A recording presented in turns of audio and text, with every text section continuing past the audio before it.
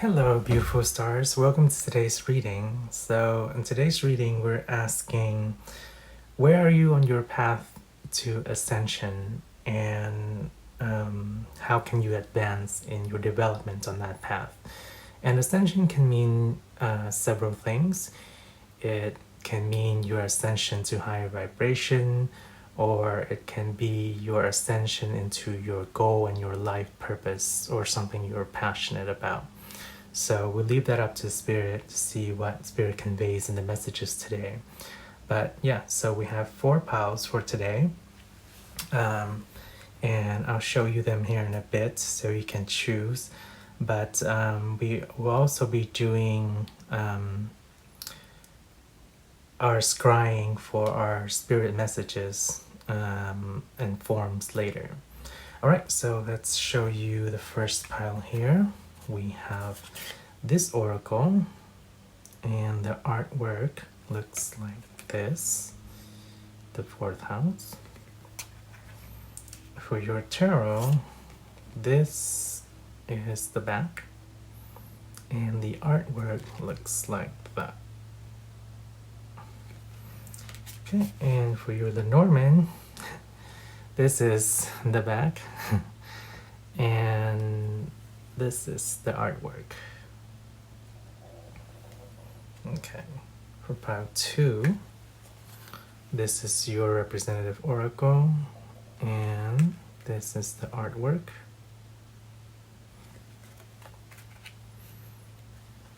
This is your tarot, and that's the artwork. The chariot. Okay. And this is your Lenormand.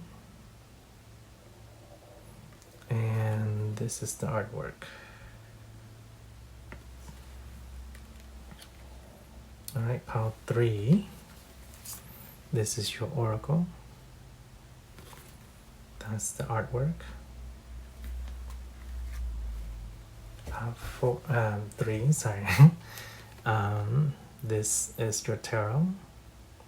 And this is the artwork. Queen of Cups. Okay.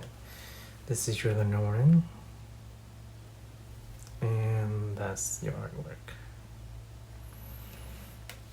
And then pile 4.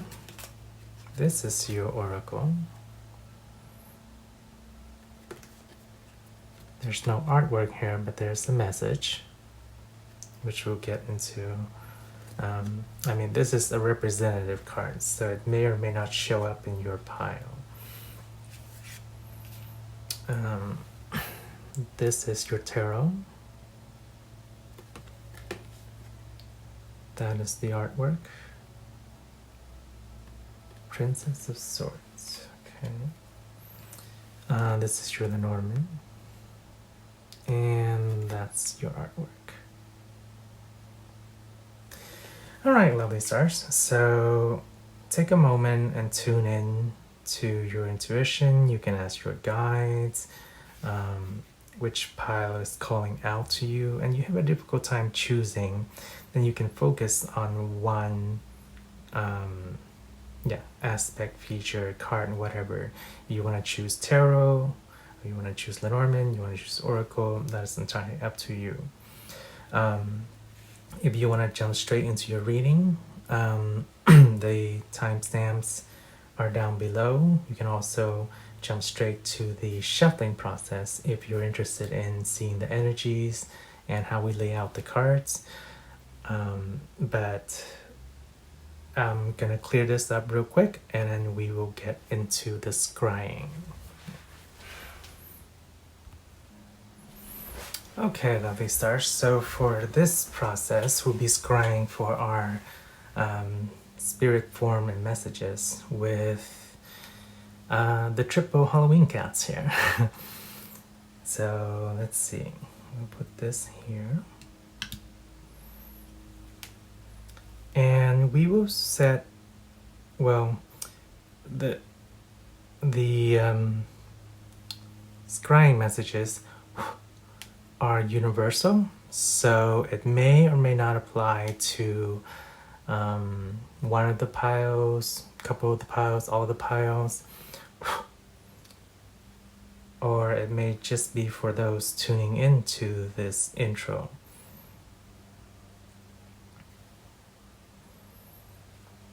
But yeah, I've set it as a universal message, and we will focus our intention with a little incantation here.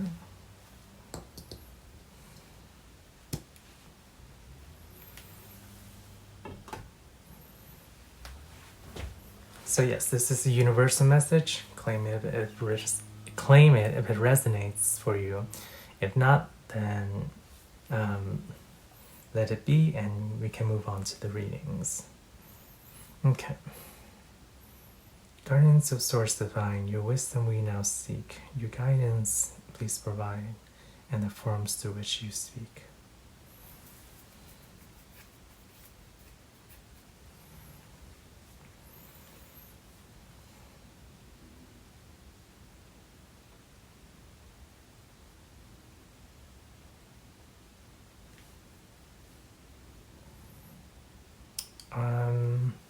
Okay, that's interesting. I see a coil. It's more like a slinky. So, for those of you who don't know what a slinky is, it's one of those toys back in the days where it's made of, usually it's like a plastic coil that is connected. It's one string or wire, so to speak. It's a plastic wire, and it just loops, and you would shuffle them back and forth with your hands, and that's how you play. It was a toy, and that's the message that's coming through here. I'm seeing an orange slinky or a rainbow slinky. Most of them were rainbows, but what they're pointing out to me with the slinky is there's two messages here. There's the message about wavering, going back and forth. It's how you play the slinky, and perhaps that is the case for some of you listening to this message. But there's a back and forth there. What was the other one, Spirit? Let's see. Yeah, it's mainly, okay. The other ones is that it's a toy. Yeah. So there may be some emphasis of play or youthfulness or kind of innocence aspect that is calling out for some of you. Yeah, so it's a toy and it's a slinky. So any other forms we have, Spirit? No. Okay, that's all the forms we have for our smoke scrying. We did want to get an inspirational message here from Druid Wisdom inspiration deck here. So let's get that as well. So what messages? Okay. Alright, so this is the image. And then we have the winding trail. Hawthorn and heathers, rowan and rue, Scotland's unique mysteries and magic are waiting just for you. The purple thistle flowers, the national symbol of Scotland. Wear a thistle necklace or charm for devotion, resilience, protection, and strength.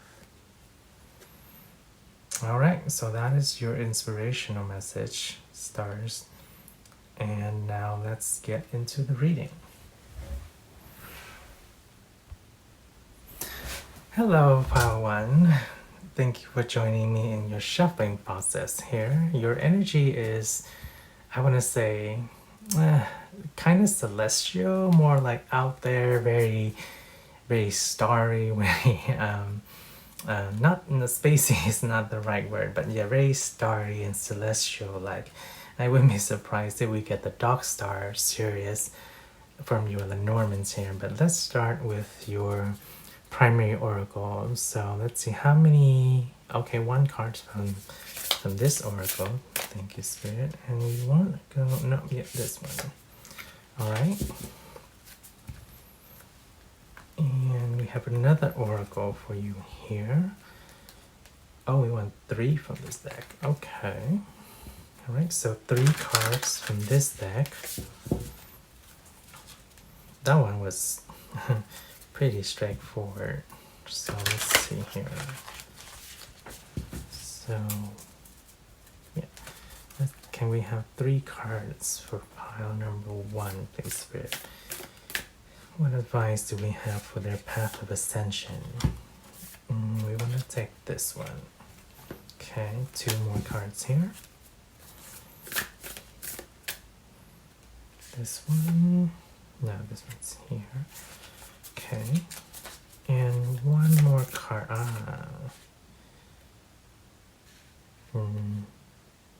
This one. No. There we go. Okay.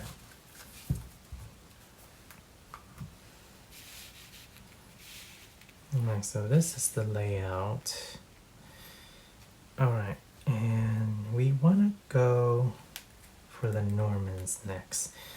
Okay, so for pile 1 and their path to ascension, Spirit, what is the form? Oh, okay. Right away, thank you, Spirit. So we have a pyramid for you, pile number 1. How many cards, Spirit? So you want to go the base of the pyramid. 3, 2, 1. Okay, got it. And a star on top. Okay, you just okay. Thank you. So we have 1 as the base. We don't have just a pyramid for you, pile number 1. We have a pyramid with a star on top of it.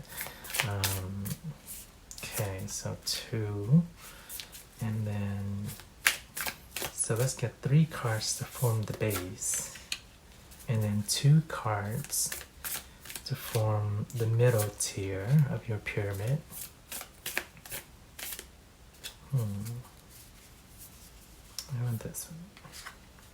Okay, and then we have your pyramid top here, and then we have the star on top of your pyramid. Okay.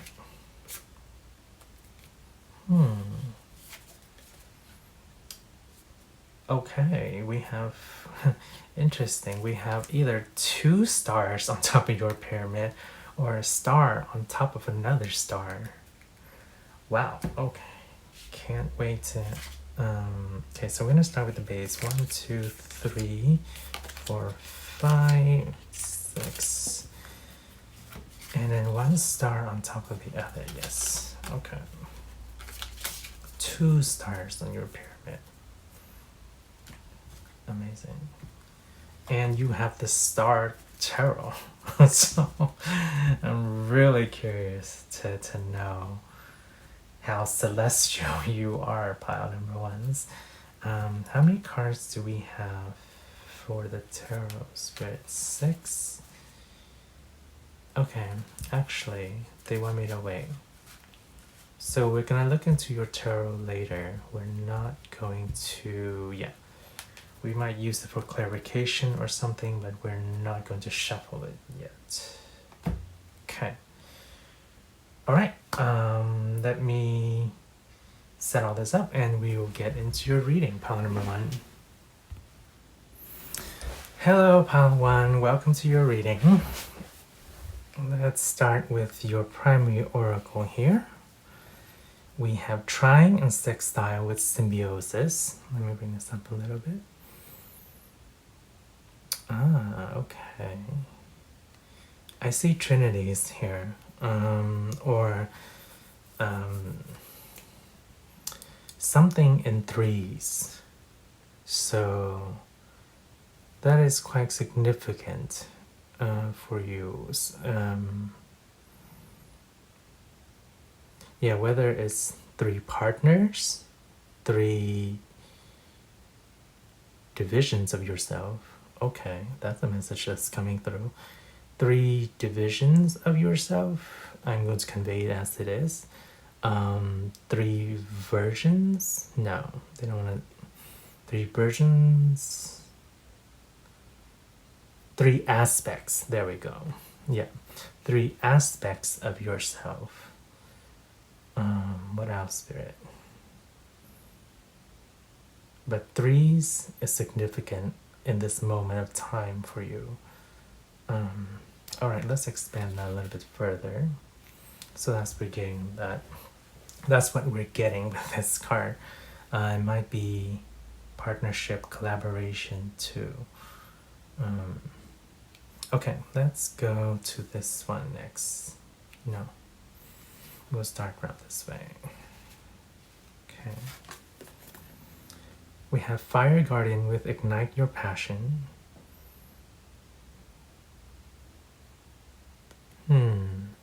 Okay. I'm getting a very Polynesian vibe for whatever reason. So, I mean, if you're watching from anywhere from that distant part of the world, or anywhere from abroad, yeah, drop a comment down below. But yeah, ignite your passion. Okay, let's get back to the card here. You are being guided to create something. We have threes again. You're guided to create something celestial. Is that right, Spirit? Okay, maybe there's a better way to convey that. To bring something ethereal?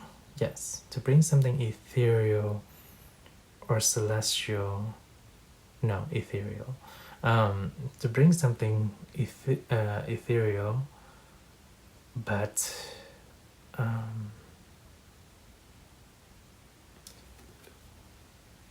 into this realm here, but it's very subtle. Ooh, it is hard to know what you're bringing, what you're creating here, because it's very nebulous.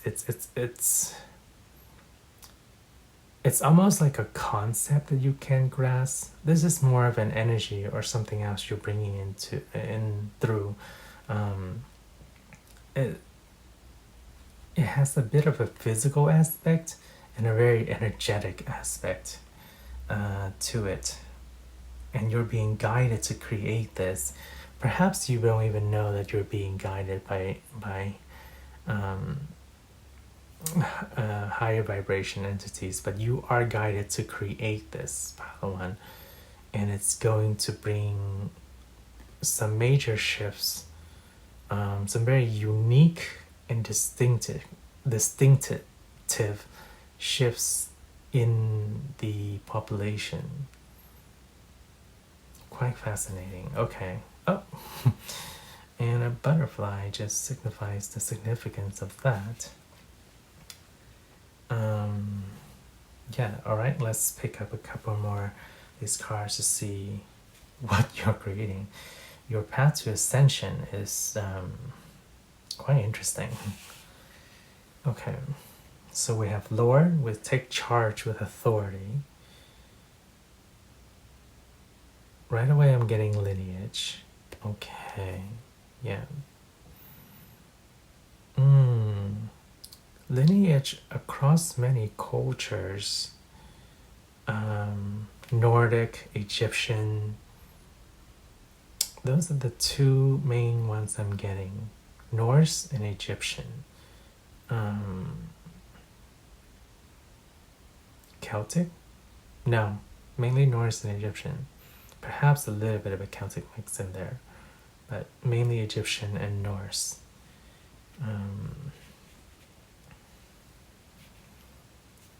Okay.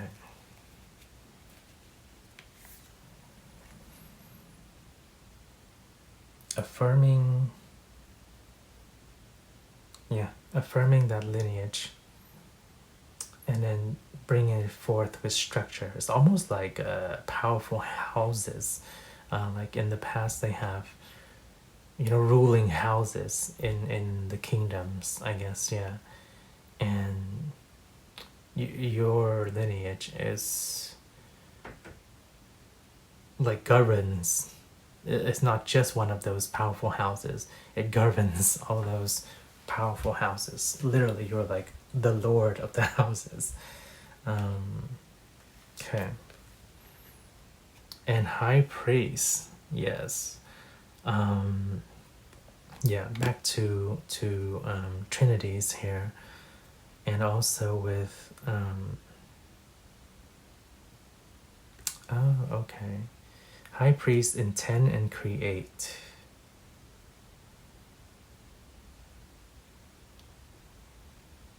Okay. I see. Bird of Horus with a staff here. So yeah, we have confirmation in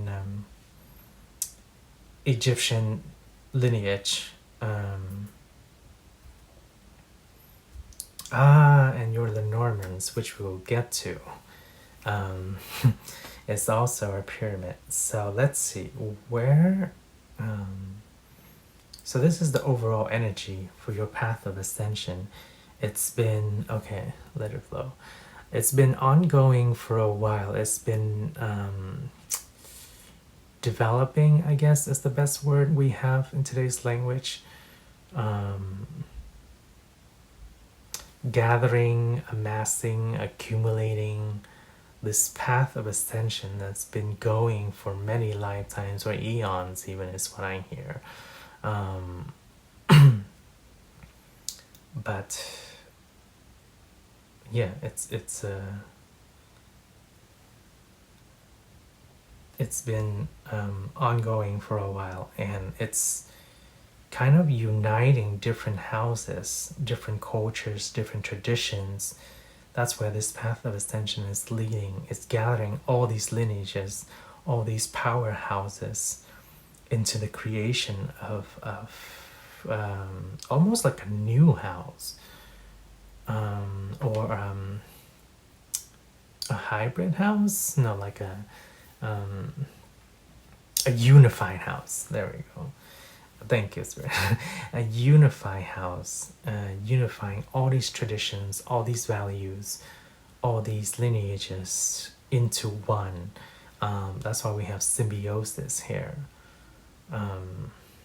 Yeah, but 3 in particular, because 3 is significant, and that brings forth. Okay, Polynesian, Egyptian, and Norse. Interesting. Okay, so your path, your overall pervading energy from our oracles here is a unification of power lineages, of power houses. Well, we'll call it power lineages, into one. Yes, to create a new unified house altogether. Okay, let's look at your Lenormand here. And so in the shuffling process, the card layout, the shape of your Lenormand is the pyramid with 2 stars on top of the pyramid. So perhaps the most significant lineage that's coming forth to guide all this is the Egyptian lineage. And they want me to point out, well, the star above the pyramid is in relation to Thoth, the god. It's like where the channel flows down through the pyramid to bring light and spread out onto the lands and the world. All right, but let's look at your Lenormand here. So let's see, we have the base of the pyramid being right here.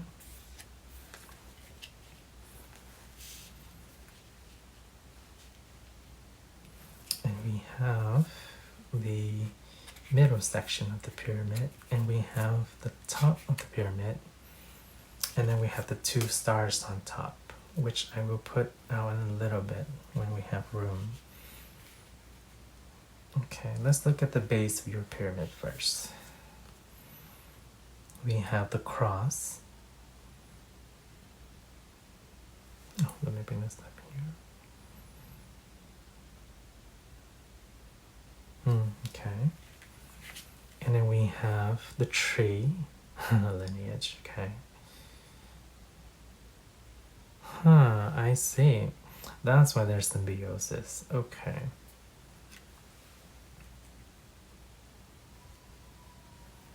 And then we have the rider.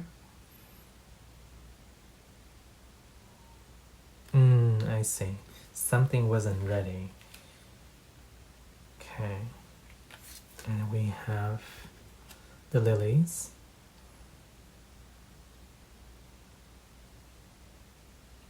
Regality is what I'm hearing. Okay. And we have the garden.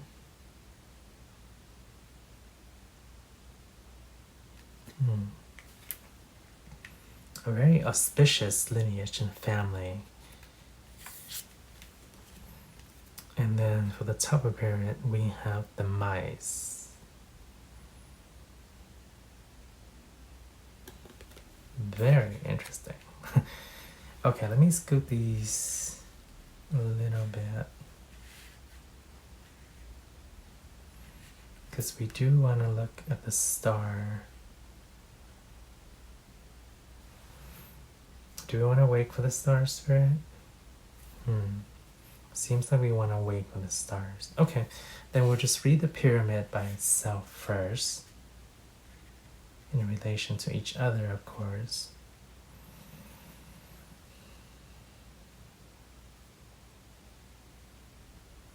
So the base of your lineage leading to your ascension path right now in the current moment stems, like we said already, way back eons, right? With different culture, different mixes.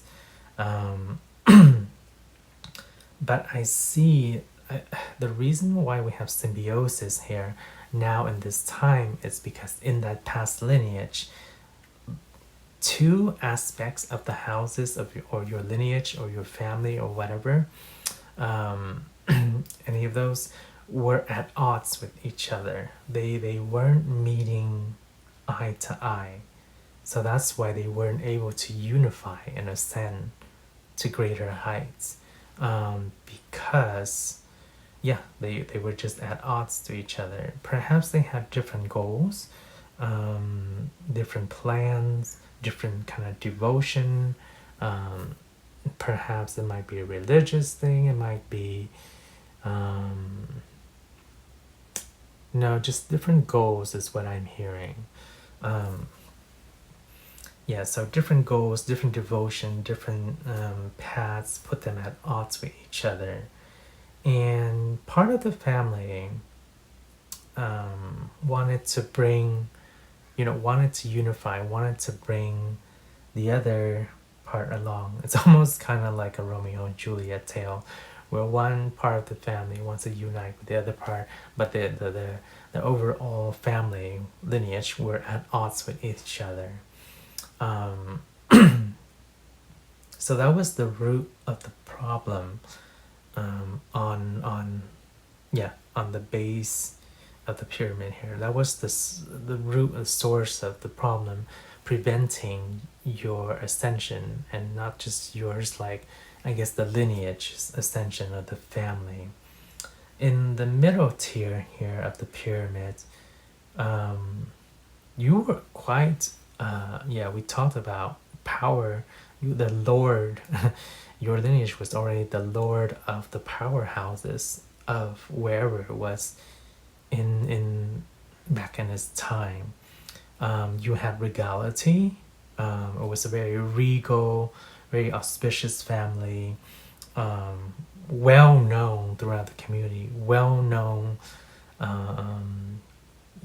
through the public and the masses, and also respected as well.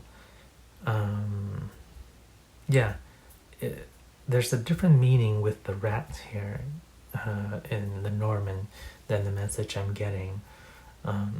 Usually it means eating away, lessening of things, but I see here in regards to this that the family, the power unit, the power family of your lineage were able to, even though they were regal, they were of higher status, they were well respected in the community,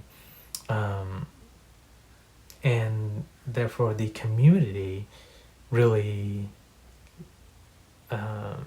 loved them and treasured them in a way. It's like your lineage was well respected, well admired, with the masses, with the lay people. So it's like you didn't have the family, the lineage did not have difficulties with the community, with the population. It was more so it had issues within itself.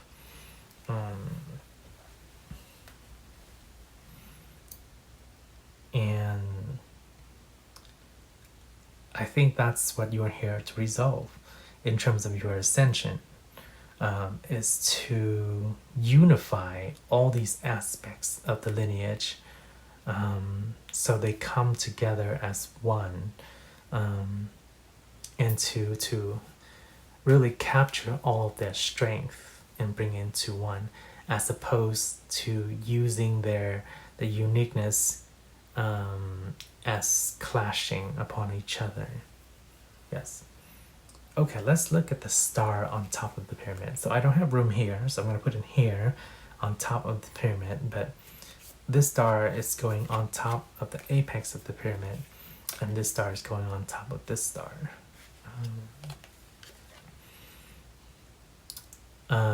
Power. Okay, okay, you can take a look at this closely, power one, but a lot of power, yes. Power on top of power. Let's see, let me just arrange just a little bit. It's like, you can see here, so this is the bear in the Lenormand. And you can see here, this dog is barking at this ginormous bear, and the bear is just like saying, like, what are you doing? It's like, I have so much more grandeur and status, and I can just like whack you, and you will be barking no more. So it's a bit comical here.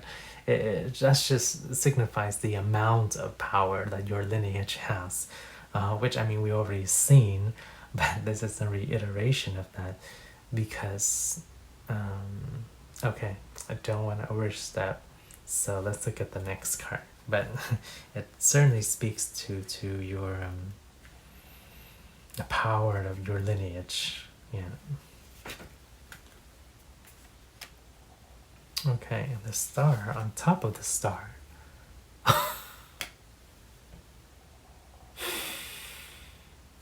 I said, I don't remember if I said it in the beginning of the reading or during the shuffling process, but I said, if we get the dog star, which is Sirius, in the constellation of Alpha Canis Major for you, I would not be surprised. And that is what we have here. We have the dog star Sirius, or stars in the Lenormand. But Sirius is a major constellation. It was, I had to speak to this part. It was represented, it was deified actually as a goddess in the Egyptian culture as Sobdet. In her presence, the heliacal rising of Sirius, the annual rising of Sirius, signify the annual flooding of the Nile, which brings forth abundance, would bring forth fertility of the land, of the richness, allowing the Egyptian people to, you know, cultivate their agriculture, things like that. So the Dog Star series was quite significant. Not only, oh, interesting, yeah, not only in Egyptian culture, but in a lot of other cultures as well. And it's not a coincidence that I read up a lot about the Dog Star series just recently, as this message was meant to find you. So power on top of power. So, and you have the Star Turtle, which we're gonna get into as well. I mean, how can we not at this point, right? Your lineage is quite significant, quite powerful. Yeah, because your ascension, power number 1, is meant to, yeah, it's interesting. I mean, that's why, that's why you're creating something subtle but celestial or ethereal to bring forth with the shift of this planet. Okay, we're not gonna go too far on this point, is what they're telling me. Okay. But yeah, the Dog Star, there's a lot to look up to. So your path to ascension is, yeah, to unify the strength, the aspects of your lineages, and to really create something significant to help shift on the planet as well. But the way that this item, this thing, or this energy, or this creation is coming out, it's very subtle, is what I'm getting. So it's, yeah, it's going to be subtle, it's going to be pervasive. So it will make its way through the populace, through the population, and people will change for it. People will change for the better. It will uplift them somehow, but it's almost to the point where they don't even know it. It's similar to what the mysterious energy I was getting here with, perhaps like you might not even know, or some of you might not even know. Some of you do know. I'm getting that message loud and clear.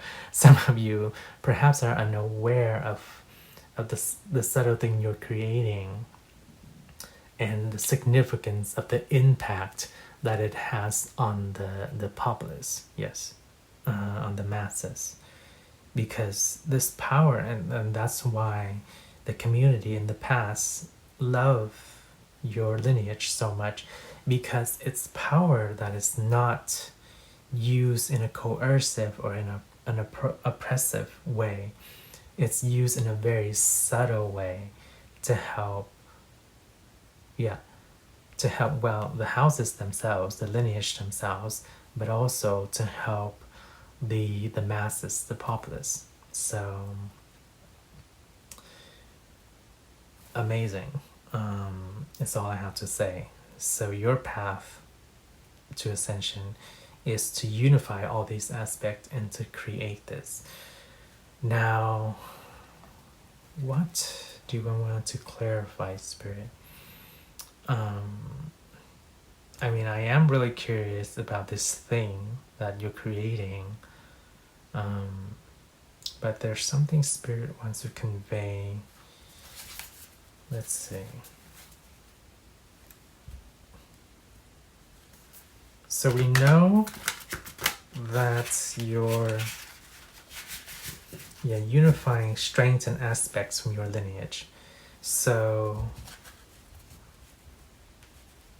do you want to speak more about that, Spirit? No, that's pretty straightforward. Okay. Yeah, so let's look a little bit into what you're creating and how it's going to help people. Because your path to ascension, how you can advance your development, we already spoke to, right? Is that unification, looking through the strengths of your lineage, unifying that to sort out any kind of like grudges, any kind of headbutting, any kind of issues, lack unification. So let's look into what you're creating and how it is subtly influencing the masses, because that is what you're here to bring forth as your part of your soul mission, part of your ascension here. So can we please know, Spirit, yes, what is it that Palawan is creating? Okay, we don't want to know too much apparently, or they don't want to reveal too much, but so we will get 3 cards.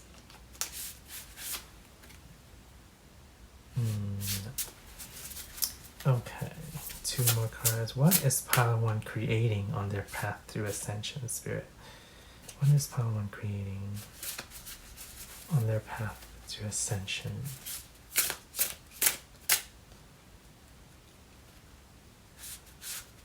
And let's see. I'm hearing that your ascension has to occur first. Like the lineage strengths has to be unified first. At least it will make it easier and more potent, is what I'm getting. If the product, the energy, the whatever the creation is, will be a lot more potent in its effect if you gather the strengths of the lineage and unify them first. Yes. Okay. So what is it that Palawan is creating? Ooh, death.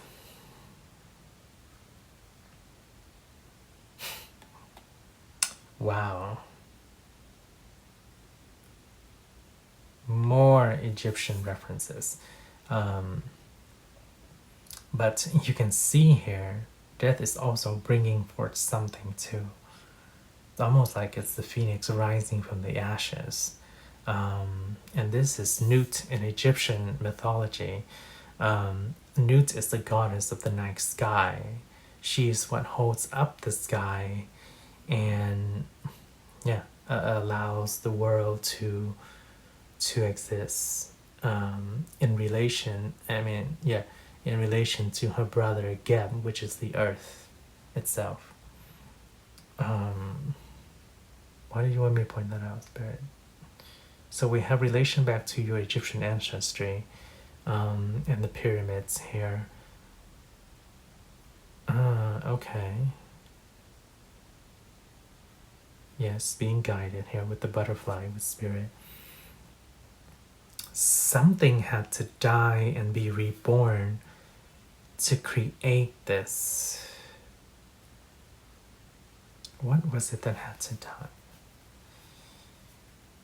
Something had to transform. Okay, let's see. The Prince of Wands. Wow. Helios the sun.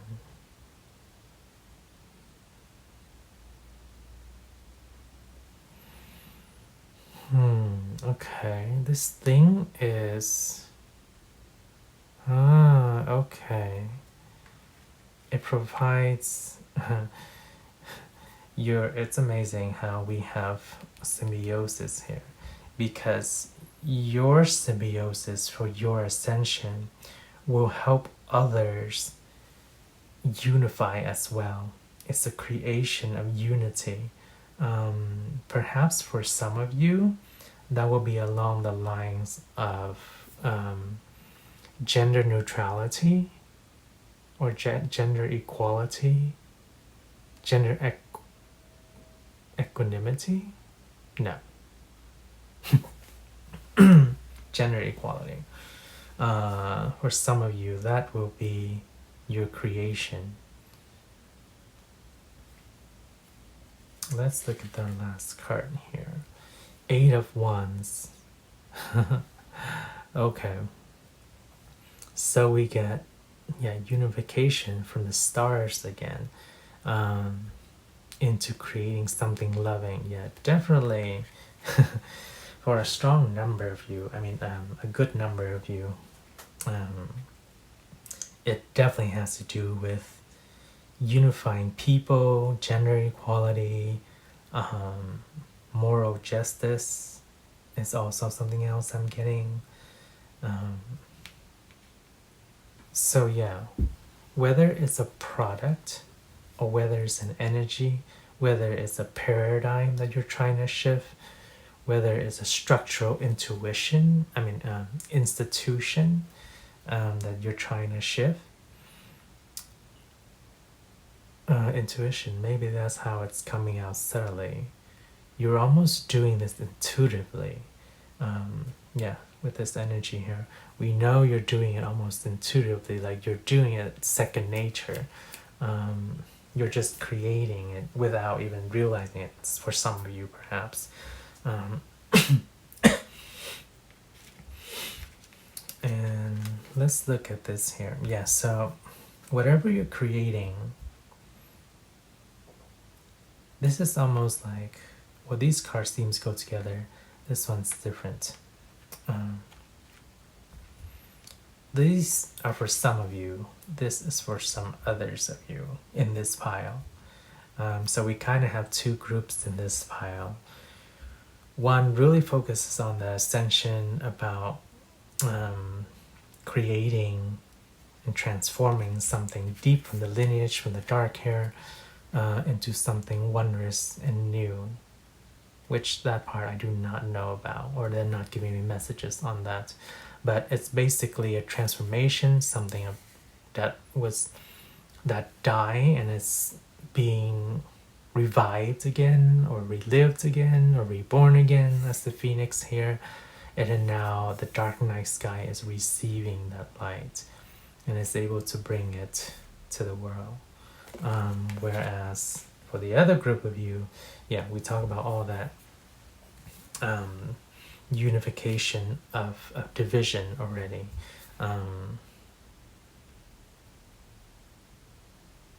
In terms of getting guidance from the cosmos and bringing it forth with love and equality.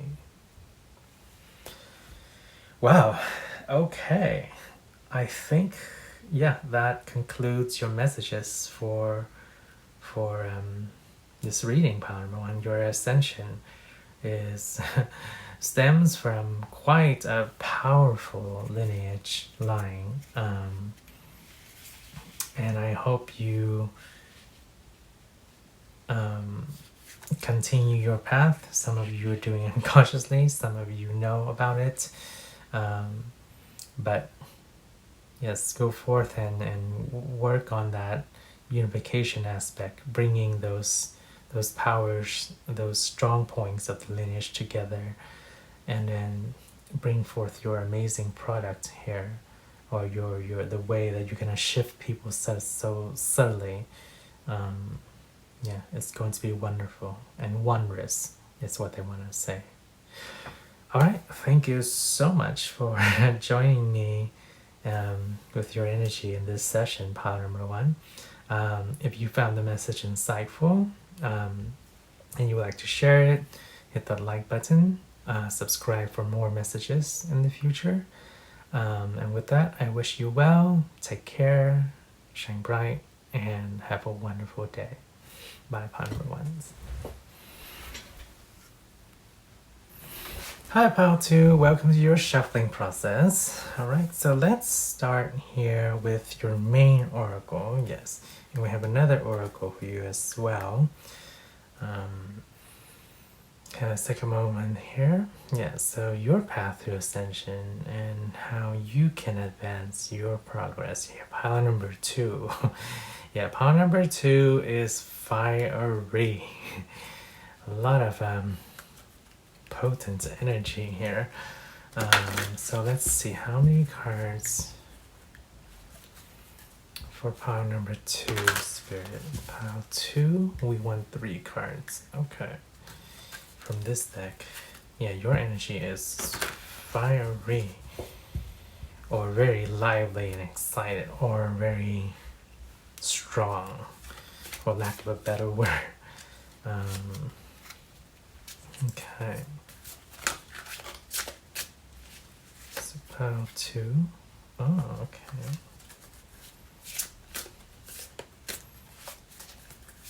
One more card for pile 2, please, Spirit. Yes. Okay. So we have these here. Okay, what about this deck, Spirit? These are the Egyptian messengers. Oracle. Your cards are just popping out, pile 2. Okay, one more card. Yeah, we kind of want... Yeah, we want one card to signify for each of those. Okay.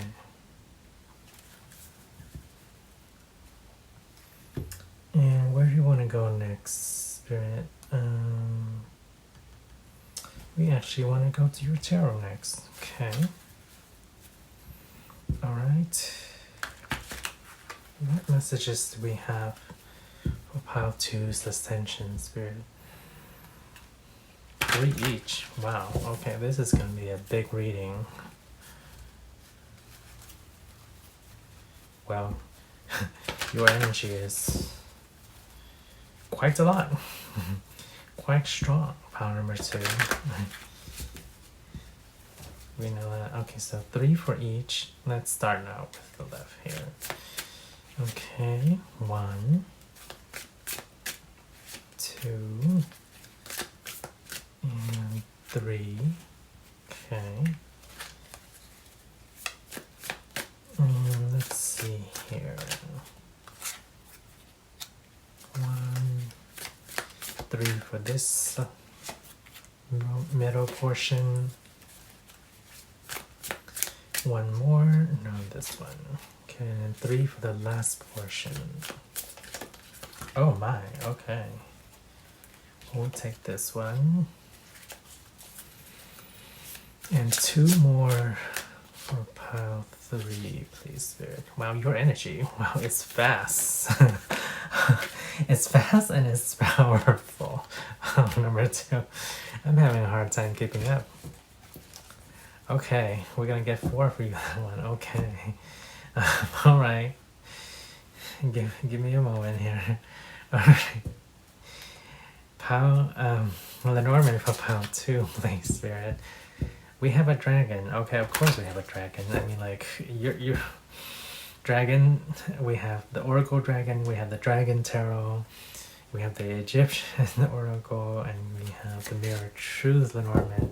But of course we have, for your Lenormand, the shape of a dragon. Now, how do you want this dragon, Spirit?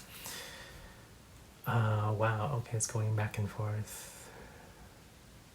Can I please have one direction, Spirit? Okay.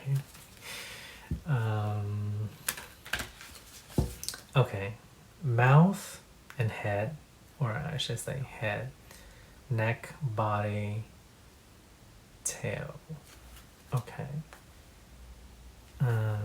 Let's just start with, yeah, the mouth, or the head. Mouth and head, okay.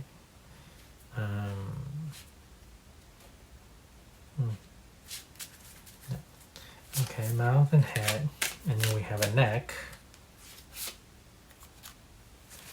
and then we have a body. There's a bit of reluctance in Lenormand's here. No, we want this one. We have the body. 1, 2, 3, 4. I kind of want to get the butt. Okay. Head, neck, body. No, just tail. Okay. So we have the butt and then the tail, but we don't really need it. Tail. Is that right, Spirit? Okay. No, yeah. Alright, we'll stick with that. So we have the head, the neck, the body, and the tail. Alright. And we'll leave. So we do have one deck potentially for clarification, and it's not going to be this tarot deck. Okay. All right, let me set this all up, and I will see you in the reading, Pal 2. Hi, Pal 2. Welcome to your reading. All right, so you have a very big energy coming through here. And let's start with your first oracle here. All right, we have protection with finding what's important. So what is this in relation to your path of ascension here? You're guarding something. Yes. It's almost as if like it's in the process of development. But there's something being guarded here. Okay. We have knowledge.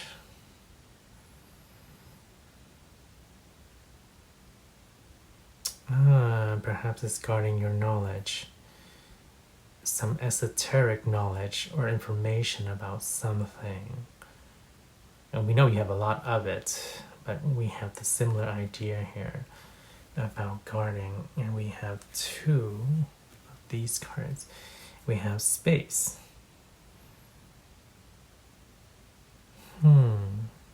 Do we feel a bit constricted here? Okay, wanting to push free.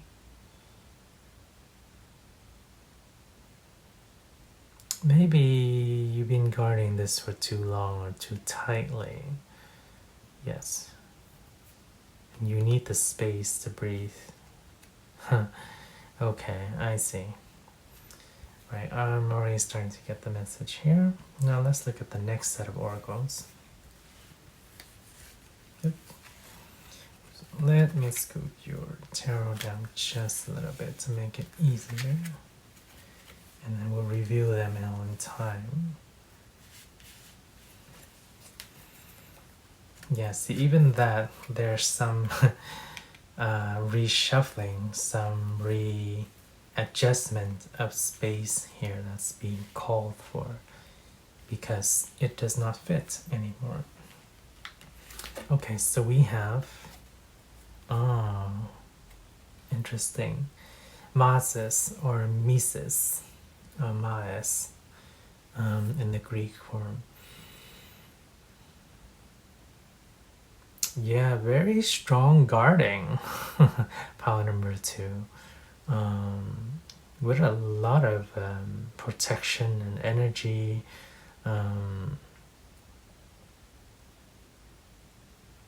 Yeah, and hanging on very tightly. So guarding, protecting. What are we guarding and protecting, power number 2?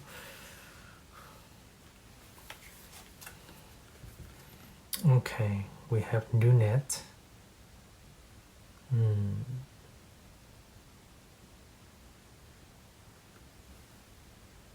With the primordial waters here.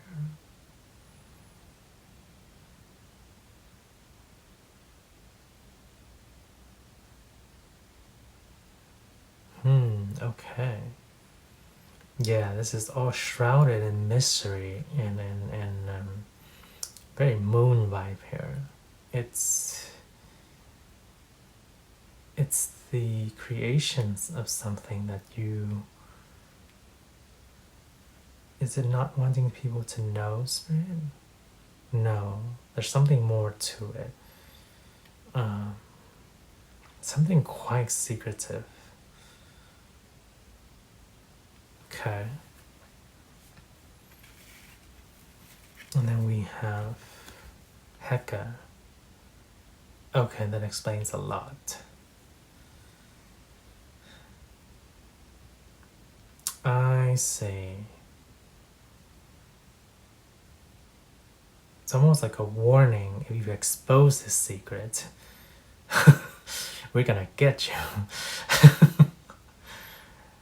I see. Well, your path of ascension is quite an interesting and mysterious and perhaps tricky one. Before we dive into it, let's look at the tarot to help clarify each section here, because there's so much secrecy and mystery here in terms of your path. Okay, we have strength.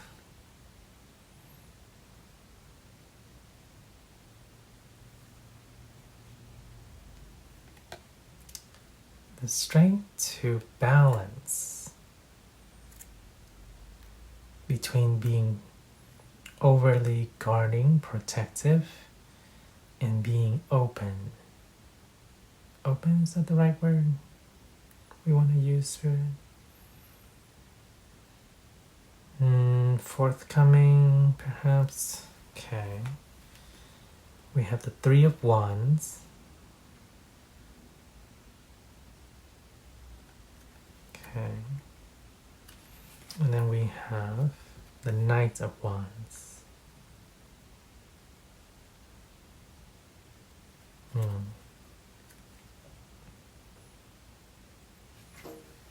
Okay, let's look at this side. We have the Two of Cups. I'm starting to see. Only those, you feel that only those who deserve to know it, to hear it, will know of it. Oh yeah, we have 4 cards for you here. We have the Knight of Cups. Carrying this little pup here in this chalice.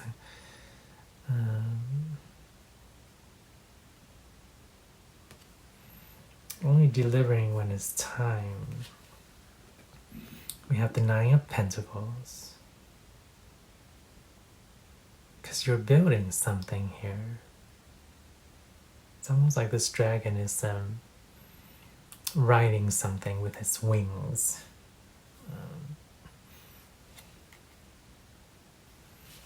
And then we have the Knight of Pentacles. Yeah, you're waiting to... The reason why you don't want to reveal anything is because you're waiting for the right time and perhaps also the right group of people. Okay. The Four of Pentacles. Yeah, of course. Guarding it very, very tightly and mysteriously. I hear, I'll show you when the time is right and ready. Okay, the Three of Swords. Okay, I see. Because people have misused it in the past. The Empress. Okay.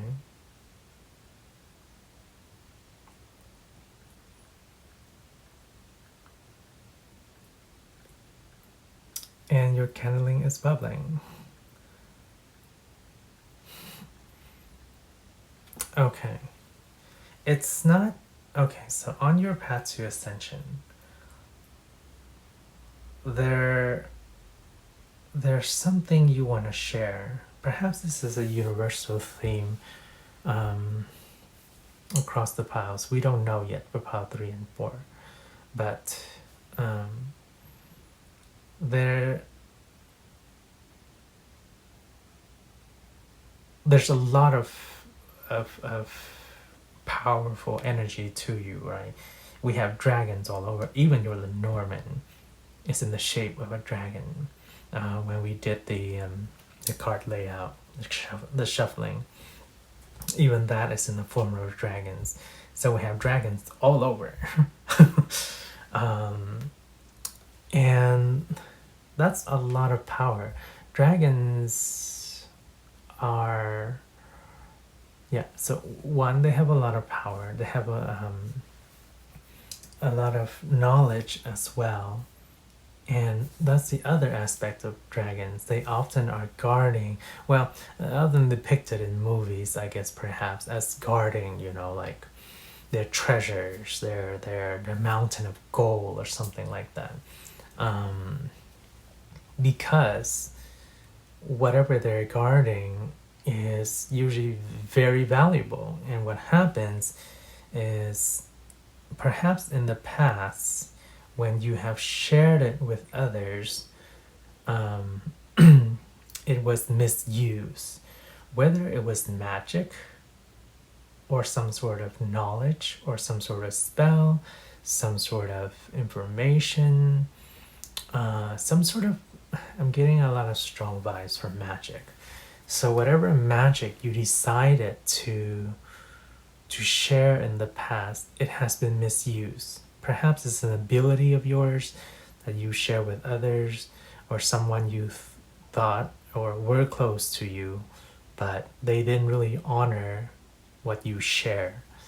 And that's why there's so much shrouded mystery in guarding and protection now. It's like, well, I don't want to share this magic that I know, or this aspect of myself, because people tend to misuse or abuse it.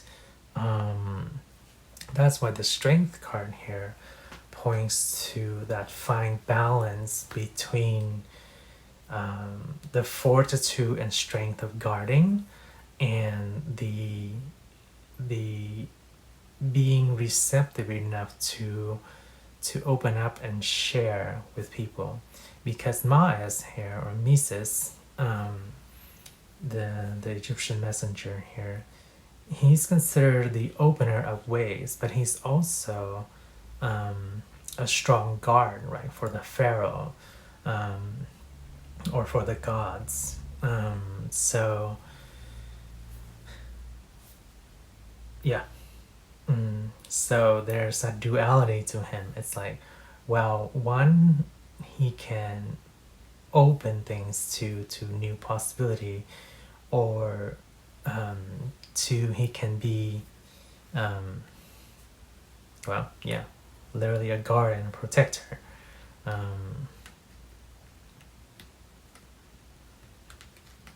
But this speaks to more of his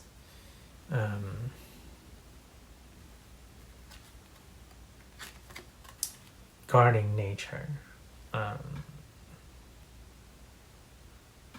Yeah. So, and here with Nunet, the primordial waters, this is for your path of ascension, is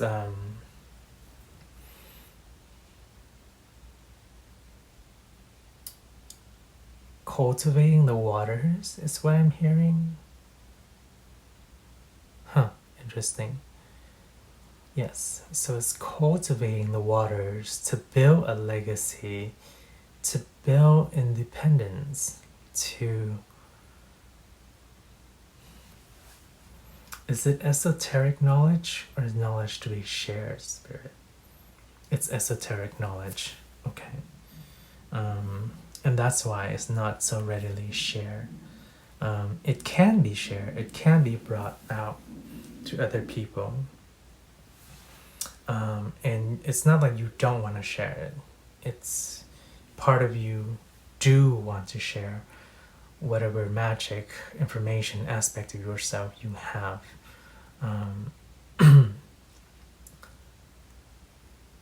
But it's finding that balance between being open and being closed, or being guarded and being open. Yeah.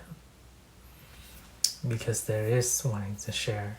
For some of you, this will vary across the spectrum. Like for some of you, it'll be a product or a magic that you want to share. For others of you, it'll be aspects of yourself. Because on your path to your ascension, it's the balance of these two aspects that will help propel you further, progress on your path to ascension. Yeah. And pardon my stomach. But yeah, you want to bring this out when you feel like you have the right people to share it with, or the right timing. Well, both the right timing and the right people to share this information, this magic, this side of yourself, so on and so forth, whatever it is. That will be different for every individual. But there's a lot of secrecy here. Mainly because, yeah, some of it has, yeah, I don't need to be a dead point. It's because it's been misused in the past or abused. Okay, let's go into your dragon form here and see what Spirit is talking about. So we have the head, and the mouth of the dragon, and then we have the neck, then we have the body, and then we have the tail whipping around this way, which I'm just going to leave this here. All right, let's start with the mouth. Oh. We have tree. Okay, so timing again here.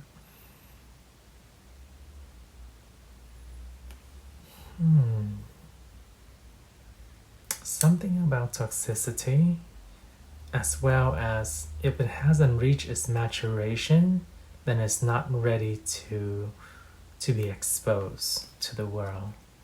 So kind of like, almost kind of like when you're cooking, right? If there isn't sufficient time for whatever you're cooking, like, or whether you're baking a cake or something, the time is not ripe, it's not ready to share that cake with other people. And if you take it out of the oven before it's ready, then it just, yeah, ruins the cake or the souffle or whatever it is. Perhaps some of you here are bakers. Because I'm getting food analogy from this and I don't know why. Okay, but that's what Spirit's giving me. And then let's go to the neck here. Mice, yes. Okay, so we're talking about what needs to be looked at here. Because the more you keep it to yourself, pile number 2, and the more it's too secretive or it's hard, because then it eats away at you. And we will look at the whole entirety of the dragon here. When we have the ship for the body.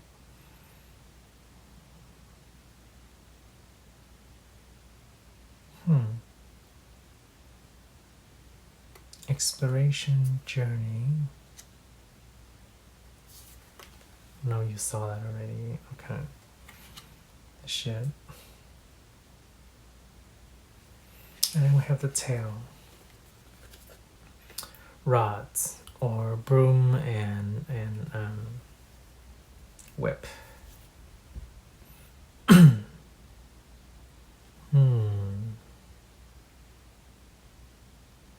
I see.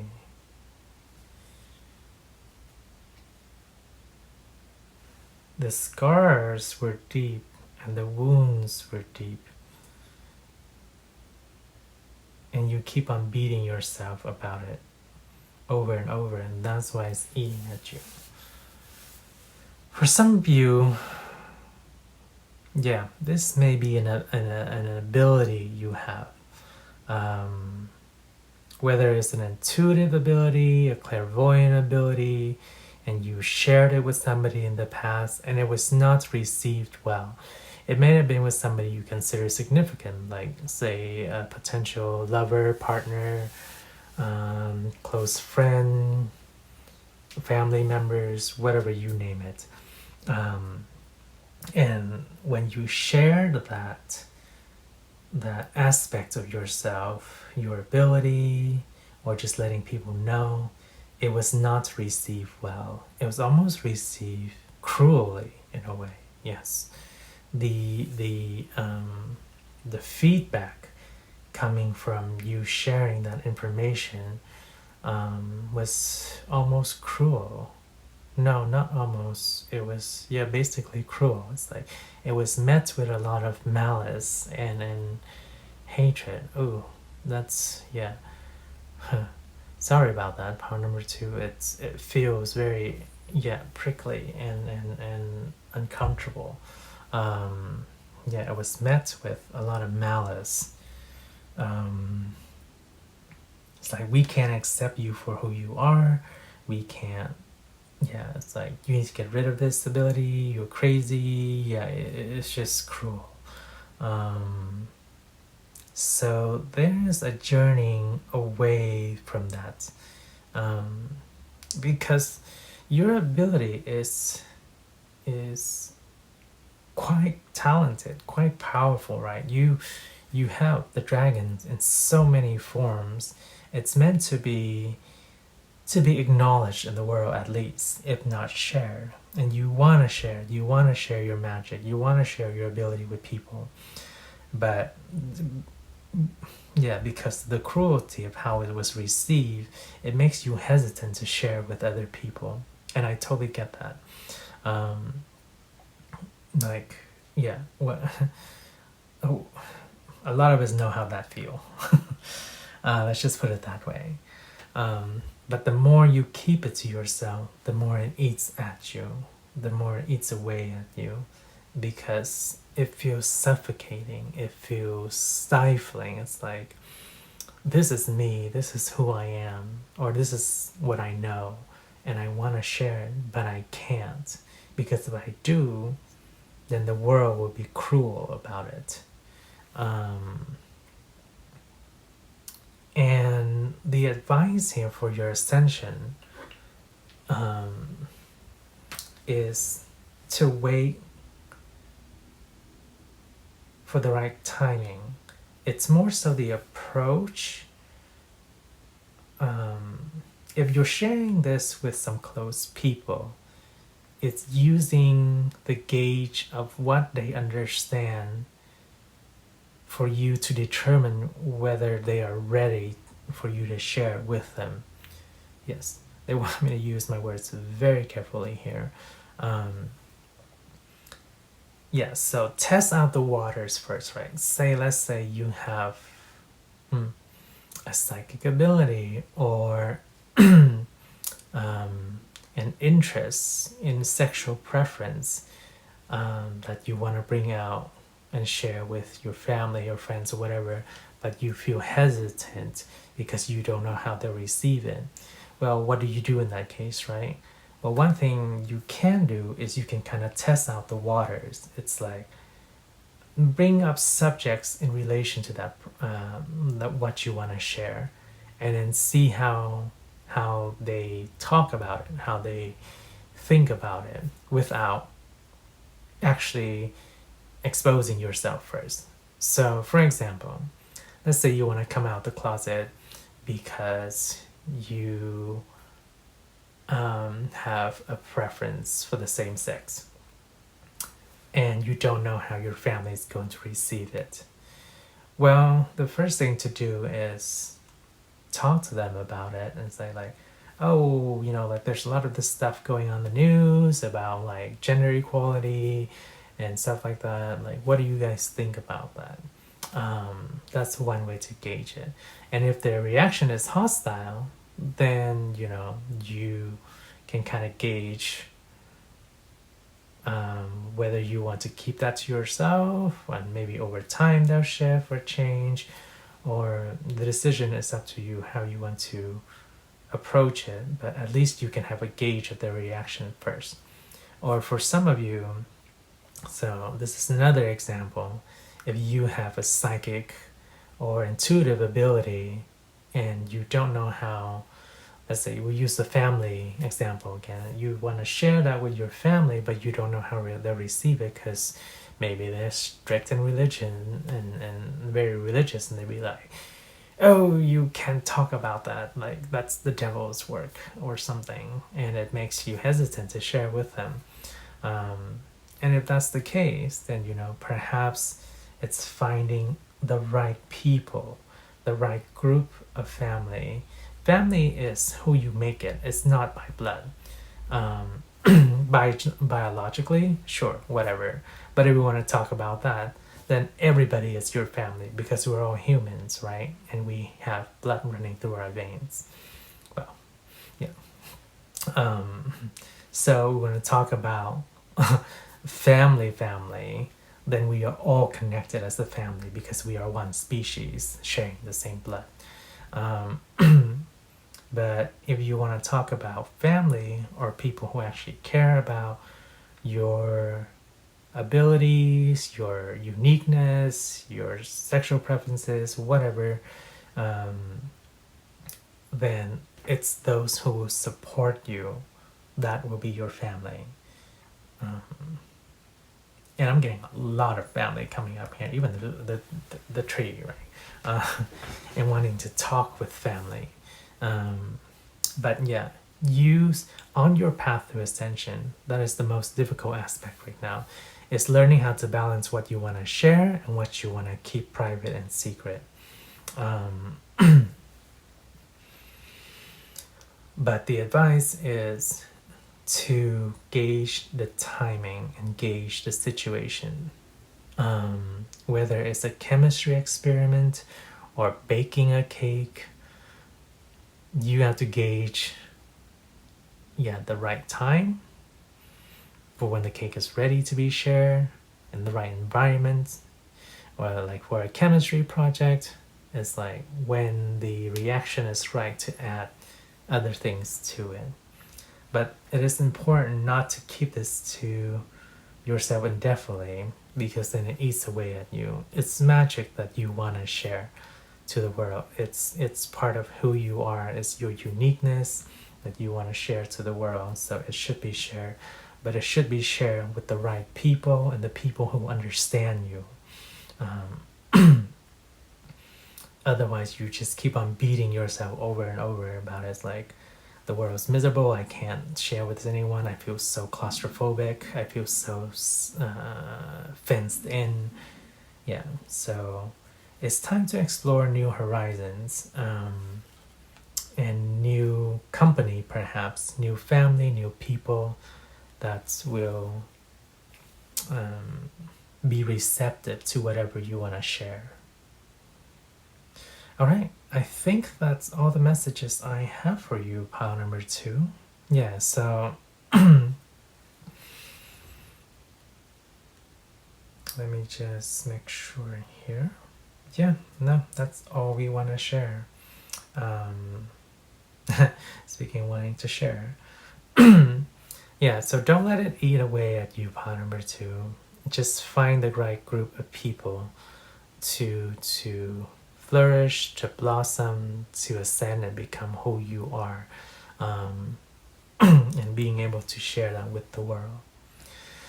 All right, part number 2, that was your message. Yeah, if you found it insightful and you would like for more people to see the message, hit that like button. Subscribe if you want to see more messages in the future. And with that, I wish you well, with all my love. Shine bright as you are. Take care, and I will see you in the next reading. Bye, part number 2. Hi, pile 3. Welcome to your shuffling process. So let's start with your main oracle here. Alright, Spirit, so for pile 3's ascension, what advice do you have for them to advance, Spirit? And let's see, how many cards? We want 2 cards from your main oracle here. So one more shuffle, please. Yes. Okay. And pile 3, let's see. Let's see. Your energy is very soothing, pile 3. Yeah, very calm. Thank you. One here, yes, and then one more. So 2 cards. Yeah, you're just kind of flowing along. But you're ready. You're ready to shift when you need to. So that's good. Okay. And let's see, how many decks, how many decks? How many decks can we have here, probably? How many cards in this deck? What do we have for pile 3? Spirit 3? Okay, 1, 2, and 3. So let's see here. I kind of want this as no. Alright. Go, this is 1. Pile 3. Let's see, your path to ascension. What have we got to say about that, Spirit? And one more for pile 3, please. Thank you.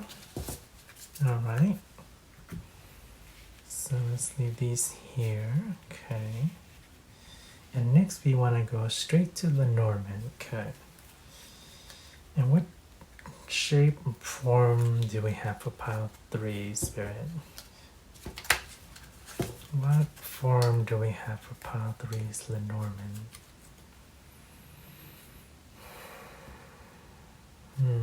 Okay.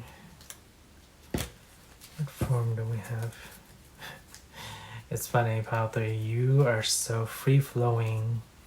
It's almost nebulous that there is no form to your Lenormand so far. Can we get any kind of shape or form, Spirit, or do we just... I guess a pearl is good enough. 1, 2, 3, 4, 5.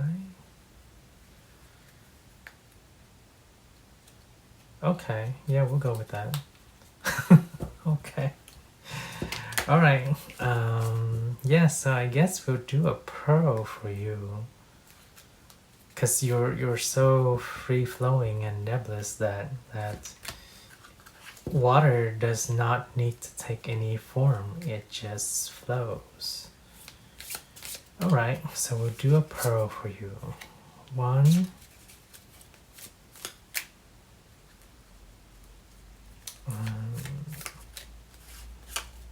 2, 3. Ooh, this was almost jumped out. 4, no, that's not right. This one? Yes, okay. And then one more to complete our circular sphere pearl here. So think of this as a circle. Okay, so there's our pearl, but there actually isn't really, oops, 3, we'll do 4, and then 5. It might not matter as much with your part number 3 because you are very free-flowing. Okay, tarot, we'll do 5. Okay. So 5 cards for pile number 3 here, Spirit. Thank you. And one more shuffle for you. Okay. Alright. 5 cards for pile 3, please, Spirit.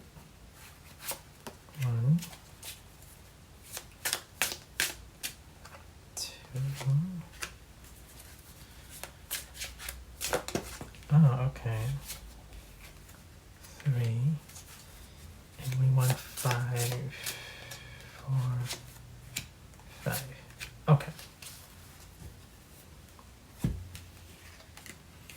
And top, 2 and bottom. Alright, let me rearrange this pile number 3 and we will jump into your reading. Hi pile 3, welcome to your reading. Alright, so let's get started with your first oracle here. We have disengage from outcomes. Let go so you can open yourself to the highest love that you deserve. Find ways to release worry and any unresolved lack of forgiveness unresolved lack of forgiveness you might be holding on to. So disengage from outcomes. So pile 3's ascension path spirit, what is your advice for them? Okay. Very soothing, gentle. I feel an air of sadness here coming through. It's like, and disappointment too, but not in an aggressive way. It's almost as if somebody, or not just somebody, people in your lives have saddened you, disappointed you with their actions, with their lack of understanding, lack of compassion too, perhaps. But for you, you just turn away very gently. You don't bicker, you don't argue, you don't flare up with anger. You're like, okay, well, that's just how they are. I'm just going to leave them where they are, and I'm going to go the other way. Okay. Gentle moderation. Take your time. Pressure from others or yourself can be released by renegotiating what you are trying to accomplish.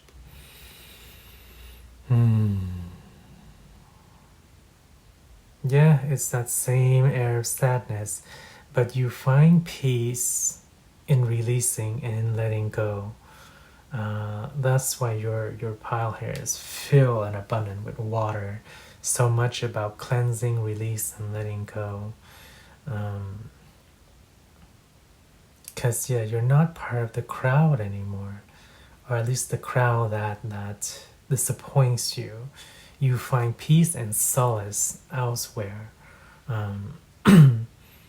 Disengage from the trifle, drama, messiness, those kind of things. It's just not you. Okay. So first we have the rune of Thurisas, which is static force, defense.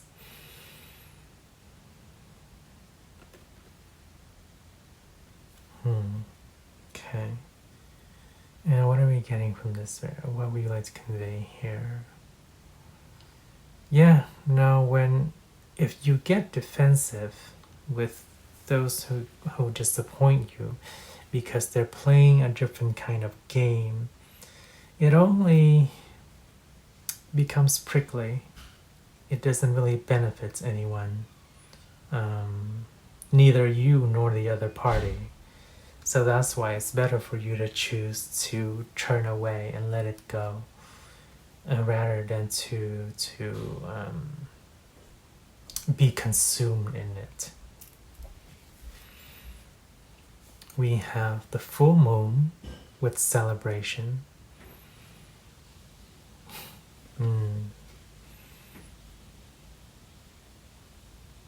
Full moon baths, I highly recommend, are good for releasing energy as well.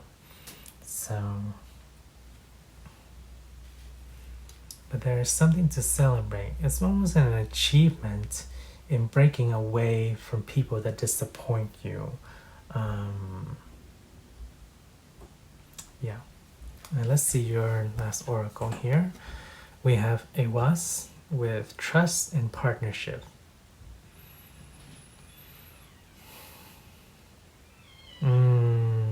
Okay, so I'm hearing me and you. We were meant to be true, but break apart. You want to find somebody who understands you. That's what it is. Okay. Yeah, so for some of you, this is popping out right now.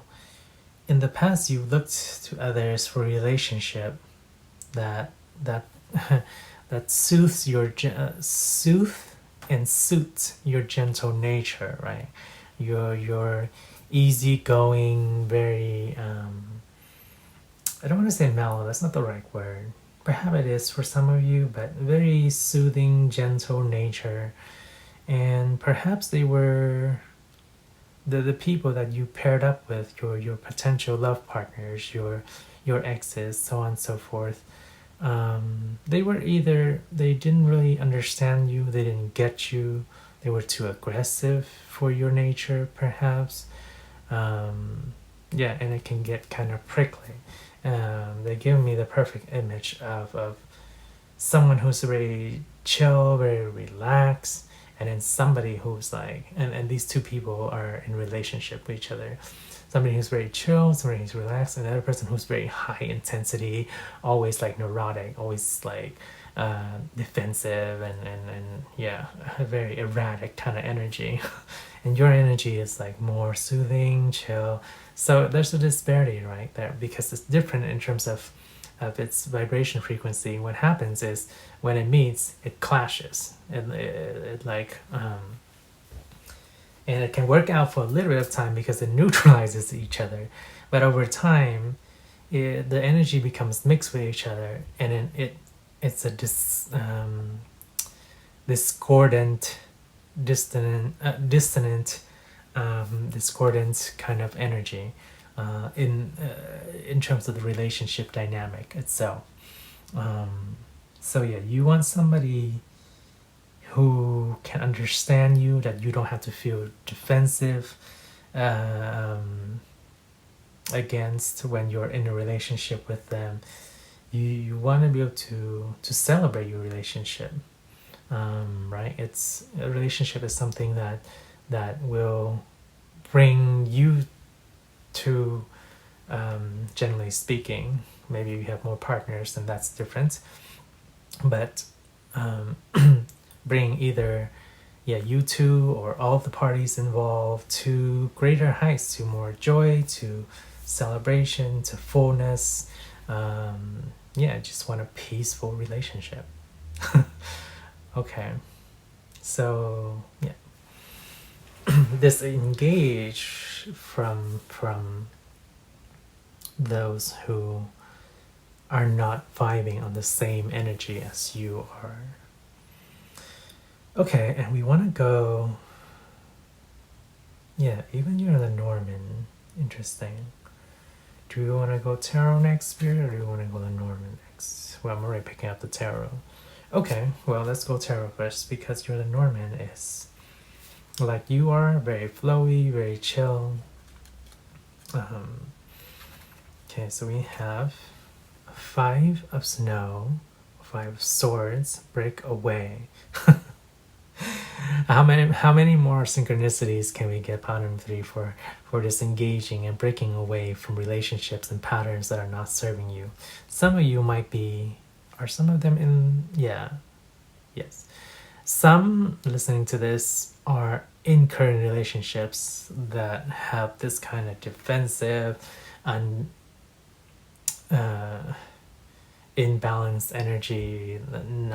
So remember the smoke scrying, if you were there for that part earlier in the video, where that slinky is going back and forth, is waving erratic energy. It's just toying around. It's not really serious.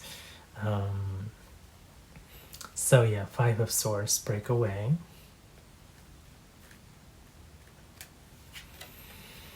6 of clouds with wonder. A 6 of pentacles.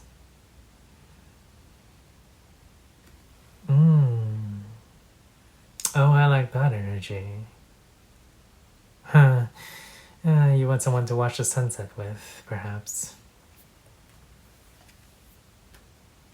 Oh, sorry, 6 of cups. still, yes. Very dreamy kind of energy. The Tower, looming storm. Yes. It's not gonna last long. We can't coerce it to. No matter if you pour in an ocean of effort in a relationship that's not meant to be, then it either drowns you or you get lost in the depths of it. Wow, that's deep. Okay. Nine of Cups after the storm. And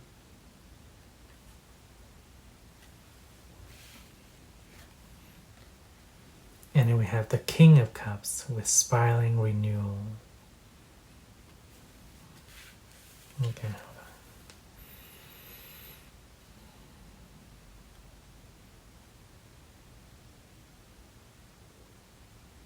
on.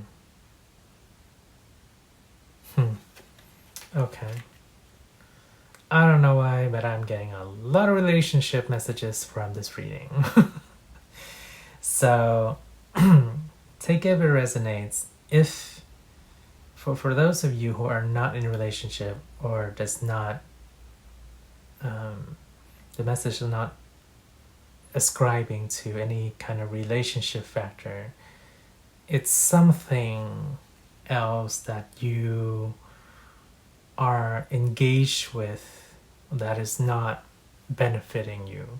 So there's an advice to disengage from whatever that's causing you or your energy to be erratic, perhaps, to be defensive,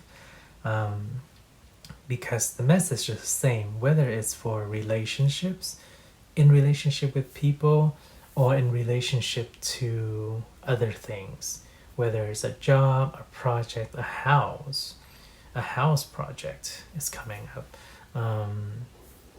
Yeah, if it's not bringing you fulfillment and it's bringing you the opposite, then it's time to break free of that, because the message couldn't be clearer here.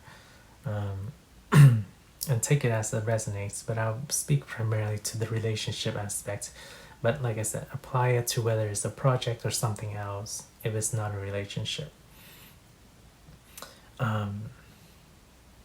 You want to break away, to disengage, to remove yourself from the relationship, because down the line, not only is it not going to serve you, pile number 3, it's bound to break. Because like a volcano, or for like a storm that is looming, right? It's crackling with electricity and energy. And no matter how much you try to stop the storm from coming, you can't. And it's funny here because we have looming storm and we have after storm. And I don't think this is the first storm you've had.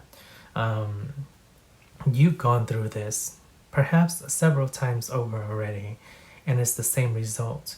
Because when we choose the same type of people, the same types of partner, the same types of relationship, the pattern repeats itself.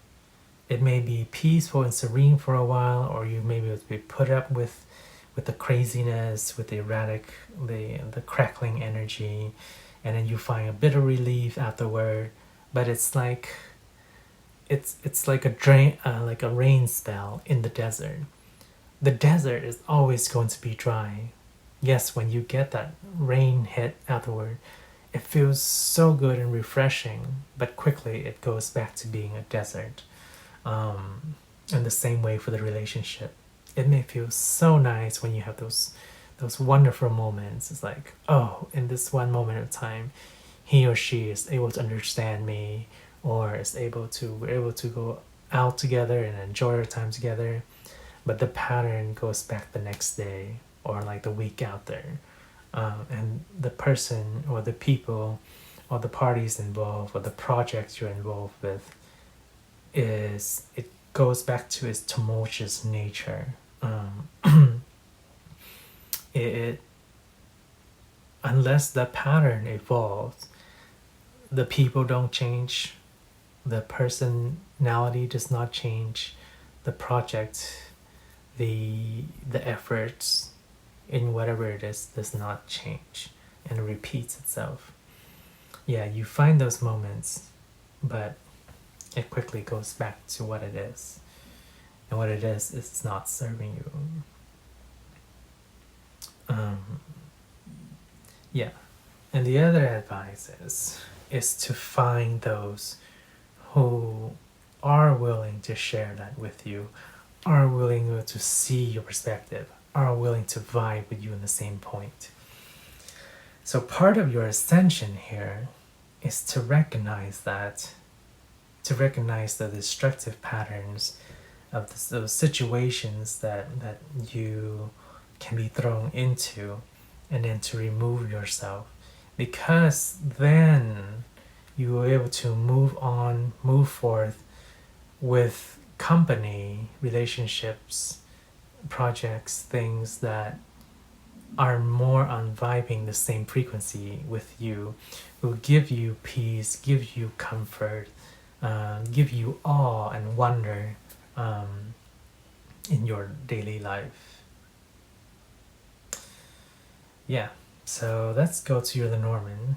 And I mean, the shape we did pull out for your Lenormand is a pearl, but really there is no shape, I would say, to your reading today, because you are very flowing, very chill, you adapt very easily, so there's no fixed shape for you. But a pearl speaks of something precious, right? Something that over time, from sand, from what seems to be invaluable and nothingness, stems into something very precious, something valuable. They want me to use better vocabulary, but that's all I have at the moment. All right, so let's look at your pearl here. 1, 2, 3, and 4, 5. So think of this kind of like a circle is what we have. And this is also the cross in the Lenormand. Well, just in general. We'll start here. So we have the garden.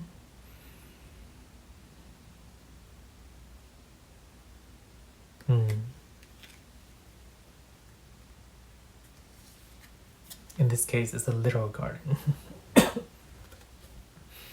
We have the anchor as the center of your pearl here. Oh, with a star in it too. You want that stability, yes. And then we have the snake. That was like a snake hiding in the bushes.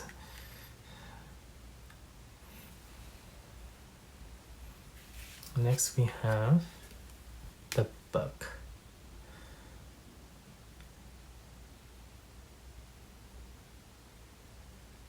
Okay. And then we have the child. Presenting a sea star here. Okay.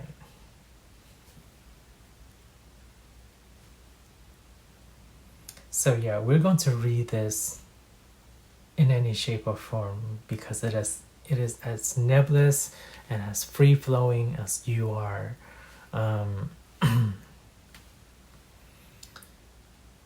So yeah, you want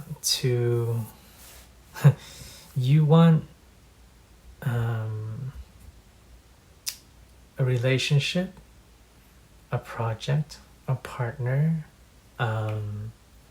that not only suits you but it's kind of like serving as an anchor for you, that brings you, yeah, stability, like a relationship stability. Someone who looks at you with such innocence, and being able to it's almost like starting every day, like it's like 50 first dates. It's like seeing every day as like a fresh new day, and wanting to spend lovely time and moments, tender, wonderful moments together, um, as if you two, or all the parties involved, are able to study each other so avidly and with much interest, is what I'm hearing.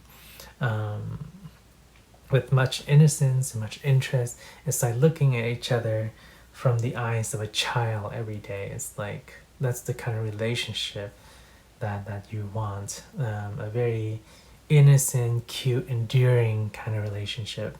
Endearing and enduring as well. Because the relationships in the past, and perhaps currently for some of you, yeah, it's manipulative, it's tricky, it's it's people that are sharper in tongue than they are in mind or in heart. Yeah, they're sharp on their tongue, but they don't have much going on in their heart, much going on in their mind that is able to vibe and resonate with you. So that's why you're seeking and wanting something more innocence, more awestruck, more, yeah, just really nice and gentle. Okay.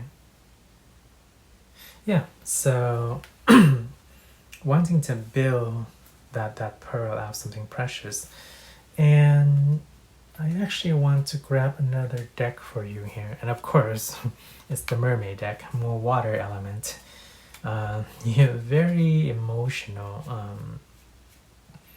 in so many ways, allowing you to fit and flow with so many aspects of life. So what do we want to know, Spirit? Do you want to know how to let go? No, actually, we want to know what's coming for you. Okay. So what do we have coming for pile number 3, Spirit? To give you, yeah, to give you a star vision here, a sense of hope, a sense of solace and comfort. Alright, so what's coming for pile 3? Yeah.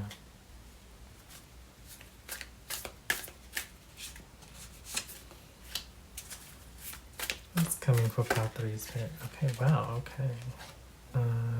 Yeah, we'll take both of those.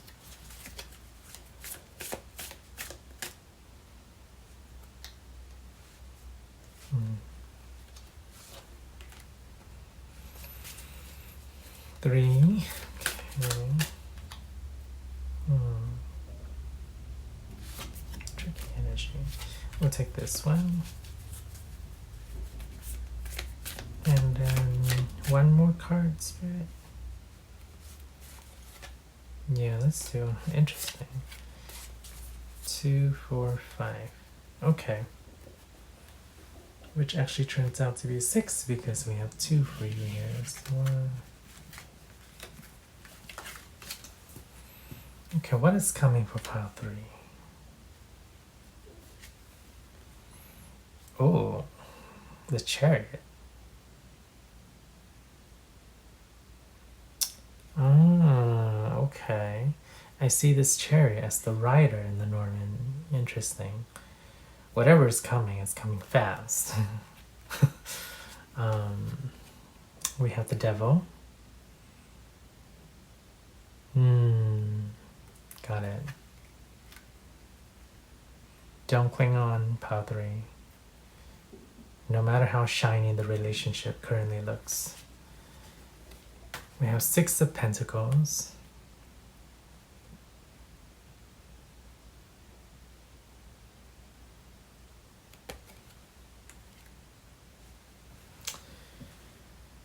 You want to be taken out, like on a date.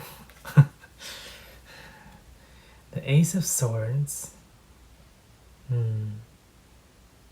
Someone who's a lot more communicative. Effectively communicative. Let's get this over here. We have the Four of Cups. This is advice for you. Don't be too discouraged, disparaged, or you'll look away and you'll miss your opportunity. And we have the Queen of Wands. Wow.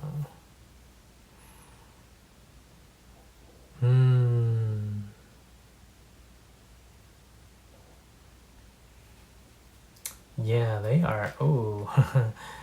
Okay, so for those of you in a current relationship or looking for a relationship, something better is on the way, especially for those of you just kind of putting up with a current relationship and thinking that that's the best you're gonna get. You are being deceived mostly by yourself and your own senses, thinking that, oh, the current relationship I'm in is so sparkly, so shiny, there's so many wonderful things in there that I don't want to let go, but you are deceiving yourself. Is the message we're getting, because something's on the way, or should I say someone who you will find extremely attractive, someone very appealing, someone very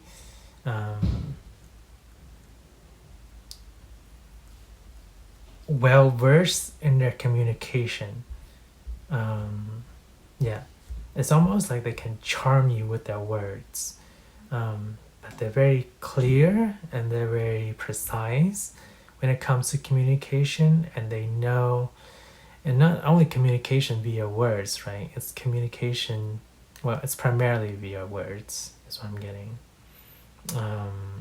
Yeah. But it will be someone, or someones for some of you perhaps, that will really speak to that innocent nature of yours, to that gentle, free-flowing aspect of yourself. And the important message here is, don't wallow in your current relationship, especially if you do end up breaking up or something with if you're ending a relationship, or those of you who have ended a relationship, don't wallow in it, because the more you wallow in it, the more you drown yourself, as we talked about earlier. If you drown yourself in the depths of the sorrow of losing the relationship that you thought was such a good potential, then you will miss the opportunity. You won't see what's coming your way, which is somebody else who is very attractive to you in more ways than one, not just physical. Someone who will speak your language, so to speak, quote unquote. Someone who will charm you with their words. All right, so that is your reading, pile number 3. Yeah, for your path of ascension, what is most necessary to focus upon right now is just go the way you are about, right, with the nature and the magic that you are, which is very, very free-flowing, very easygoing,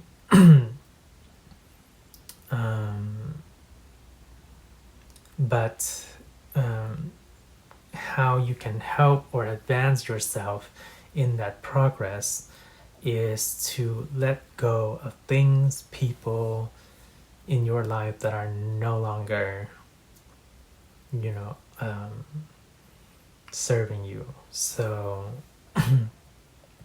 especially detrimental relationships and things that keep you tethered in thoughts of, oh, this is so wonderful, when in reality it actually might not be the illusion that we have crafted for ourselves.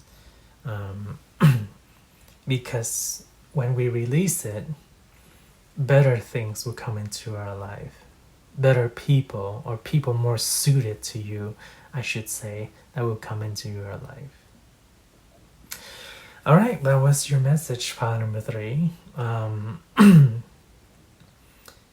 Yeah, if you found the reading insightful and would like to share with others, hit that like button, subscribe if you like to hear and see more messages in the future.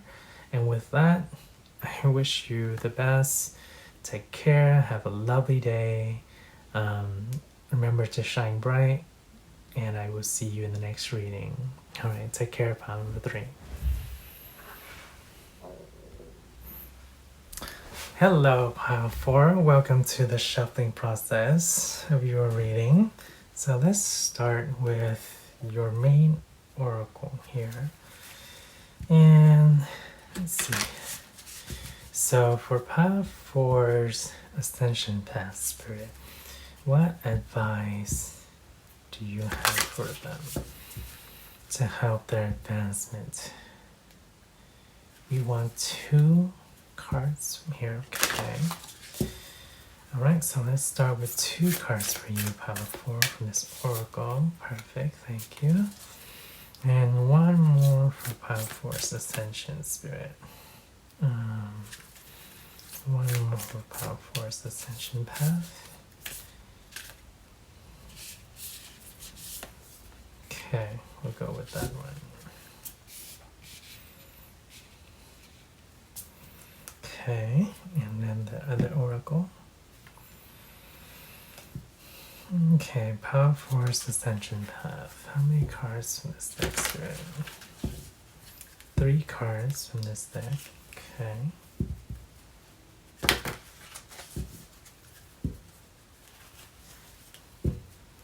So what advice do you have for pile 4?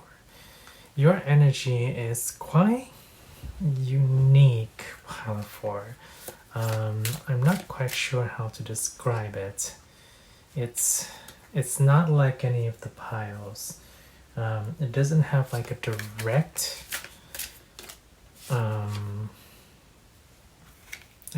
energy, so to speak.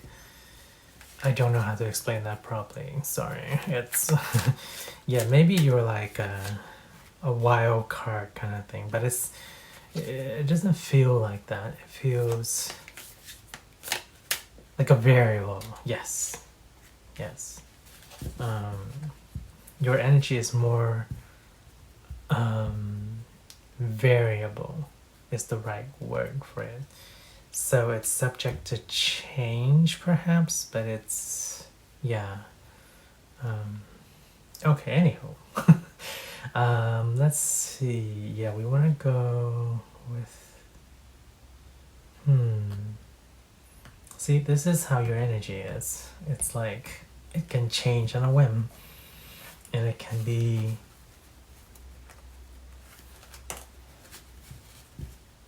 it can shift in accordance to the situation and what needs to be. It can introduce even new factors into the equation, so to speak. All right, well, can't wait to get into your reading to see what that's all about. We do have wild flights as one of your oracles here, so all right, what form do we have for pile number 4? They're the Lenormand. A cone, huh? Okay, similar to pile 2, but different. Your Lenormand shape is a cone. Yeah. How many cards with this cone?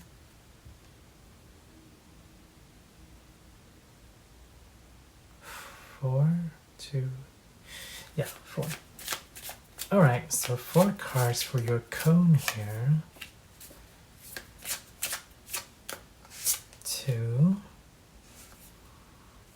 3, no, 3. We're gonna shuffle for the second class, 2. There we go.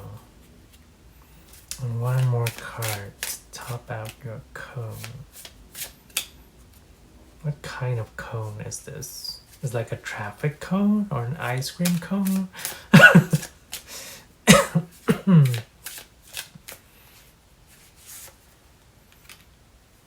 It is to be revealed. Okay. 1, 2, 3, 4. We'll put your cone to the side here real quick. And for Power Force Tarot, for their ascension path. Oh, 7 cards. Okay, yeah, and we want to lay it out now. Alright, let's do that. So we have 7 cards for you with 3 shuffles.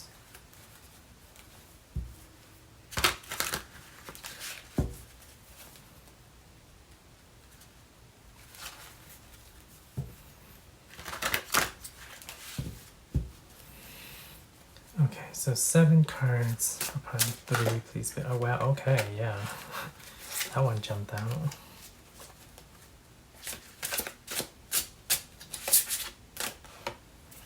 Two,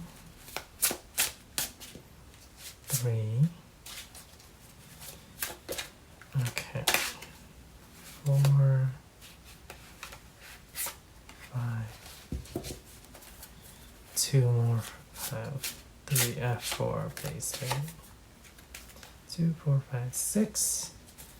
And then 1 more card. Oh, there we go. Alright. Let me rearrange your cards here, pile 4. And then we will jump into your reading. Hi Pile 4, welcome to your reading. Alright, so let's start off with your main oracles here.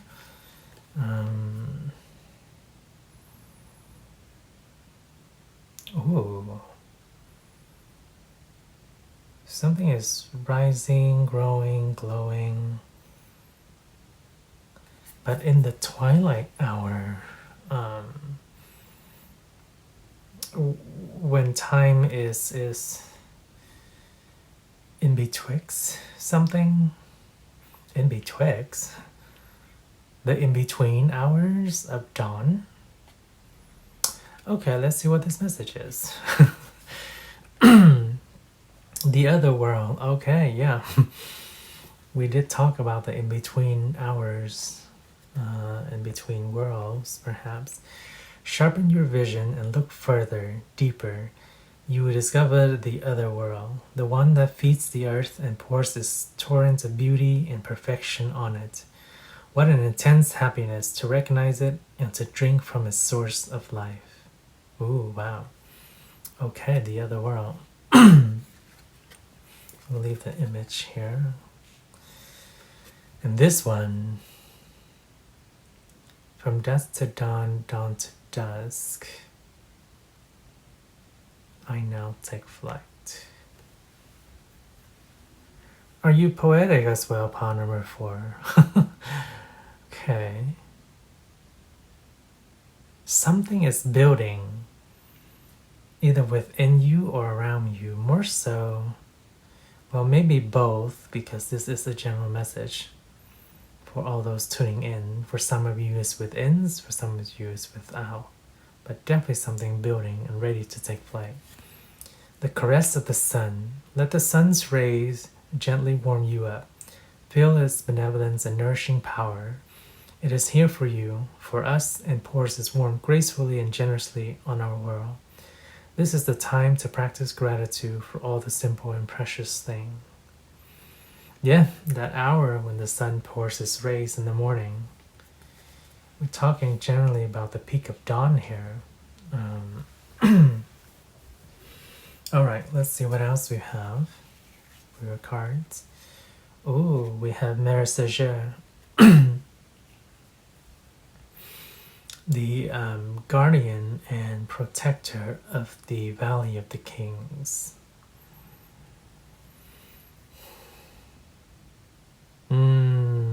Okay. Yeah, so there definitely is a guarding of something, but not aggressively. Guarding in the sense that it's rightfully so to do. Okay, we'll get back to that. We have Maias or Mises here.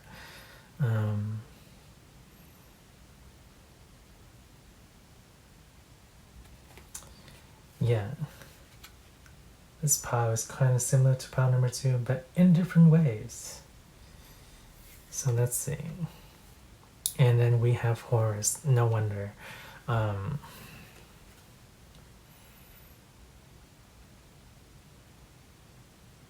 Rightfully so in time for ascension.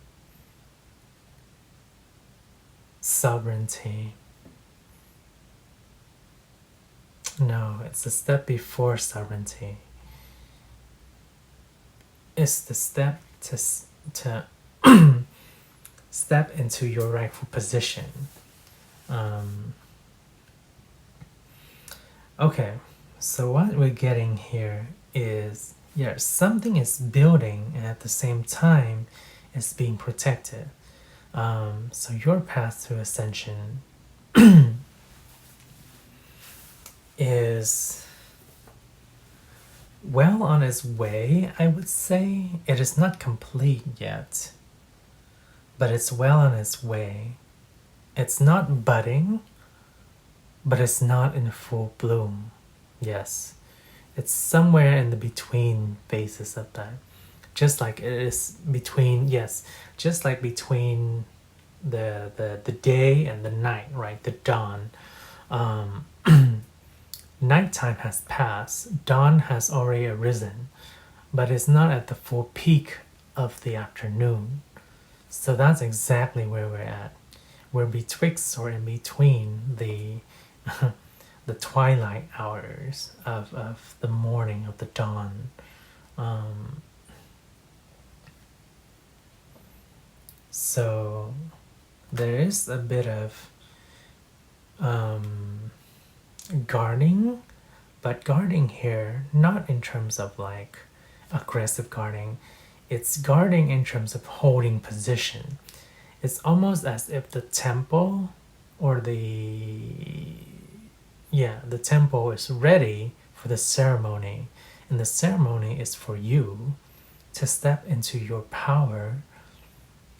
But we're in the early stages, right? Like the crowd, the people have not gathered yet in the temple because it's still dawn in the morning.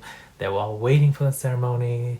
The guests are not going to arrive until, say, like, a little bit later in the day, like around brunch time, in between, like after the morning and before the afternoon, which is when the ceremony, your full power and height and ascension will come and take into place. So the guarding here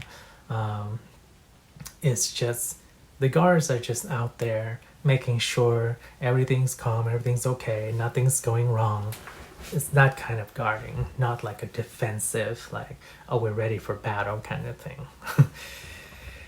Interesting. Okay. Yeah, so let's see pile number 4. What are you preparing for? It's quite something you definitely deserve. Your ascension path it's well on its way. You're not quite there, but you definitely have taken flight. Let's see what you're stepping into. So let's go with our Lenormand next, and we have the cone. Cone of power. Huh. Okay. The cone remind me of the crown of the crown of Egypt. It's kind of conish in its structure. Okay, we have the star, Let me bring that up here. Might be a bit bright with this light here. Yeah, see, you're already holding a part of it for yourself. It's like you know within yourself you have it, but you're collecting the last pieces to step into your ascension.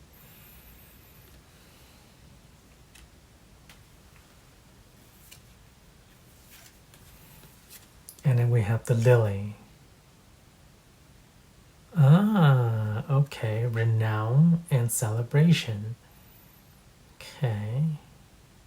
It's all laid out, it's waiting to celebrate for you.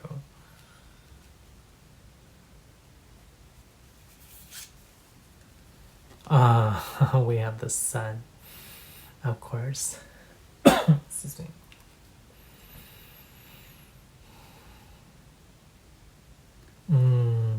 It's been a long time coming. What do we have for the tip of your cone here? Ah, of course, the bear. Huh.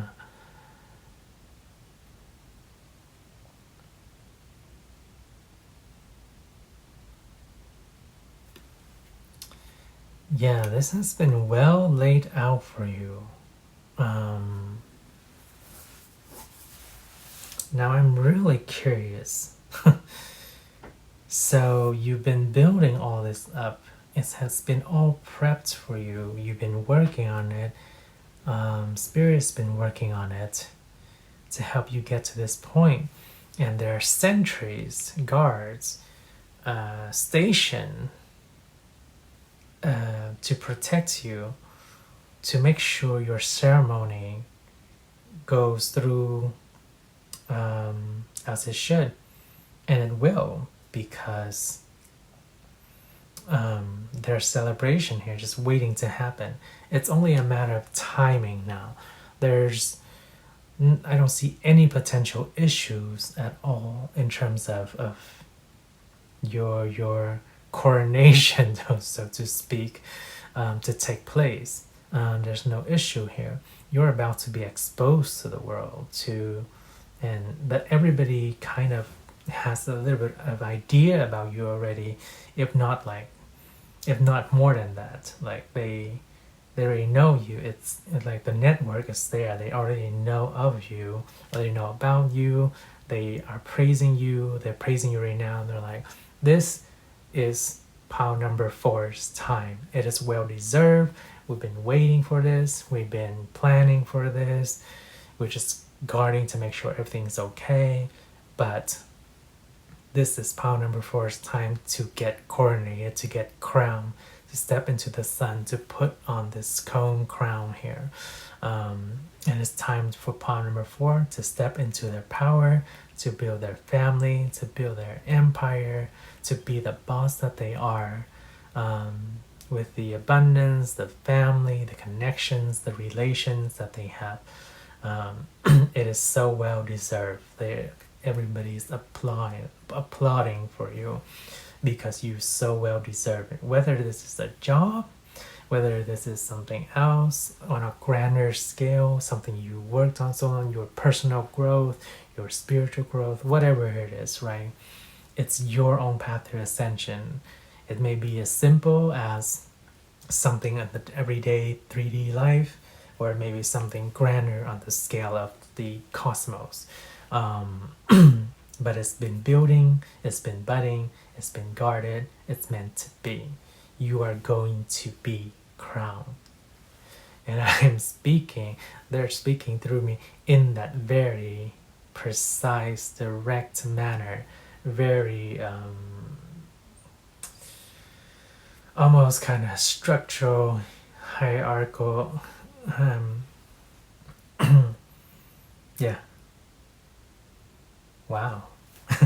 I almost want to like bow to you, because you're like, huzzah, hurrah, you behold the king or the queen, your majesty. We're just waiting for your coronation. All right, let's see what's going on. Pile number 4. Let's see. So we have the Ace of Disc. Okay, yes. For some of you, this might be a work project that will elevate and ascend you to greater heights. Because here, this angle here, this view we have of this statue is looking directly up, right? It's not facing front. It's like in awe, looking up to the statue.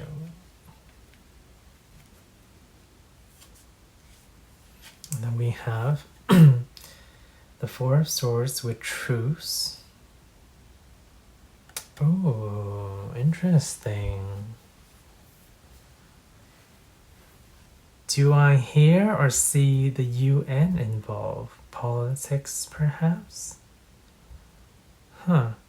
Governmental positions or jobs knighted at the round table? Interesting.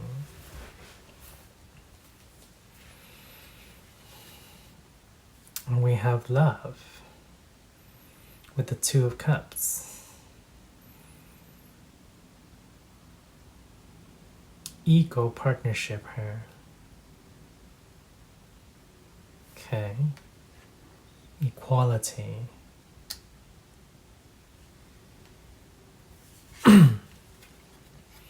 We have the Princess of Cups with the costume designer.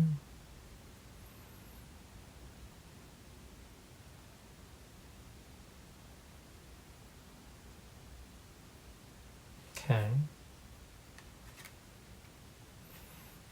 And we have the Hierophant.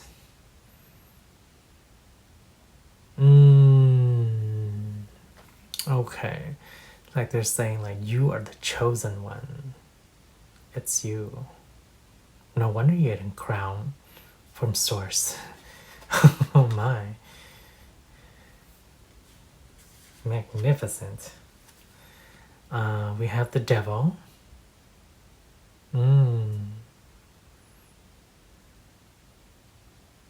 Again with the angle.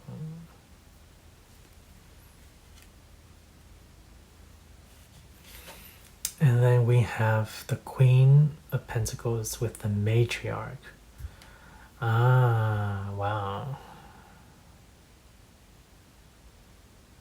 It's like she's asking, can I help you?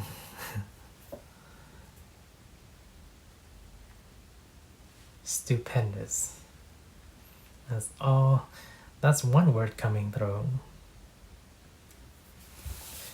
Alright, so what are you being crowned for? Pile number 4. What is this coronation about? You're stepping up into a position of great power. And yeah, like I mentioned before, it's almost like they said, like, you are the chosen one. Or you're the right fit. You're the perfect fit for this job. You're the perfect fit for this position. You're the perfect person for this whatever. Insert blank here. Yeah. But a lot of people looking up to you because you're stepping into that greater ascension, that position.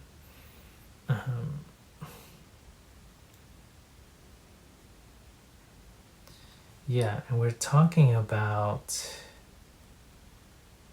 being seen on an equal level here.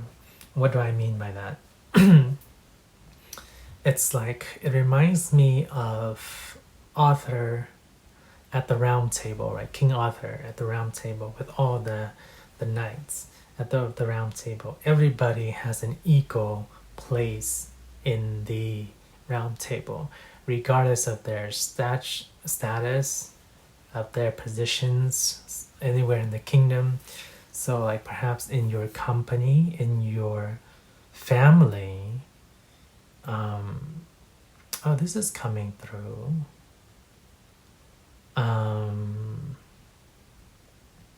Being seen as a figure in the community, whether it's like kind of like the shaman, like when people think of the shaman for the community, the shaman is well respected, he holds a high position of power.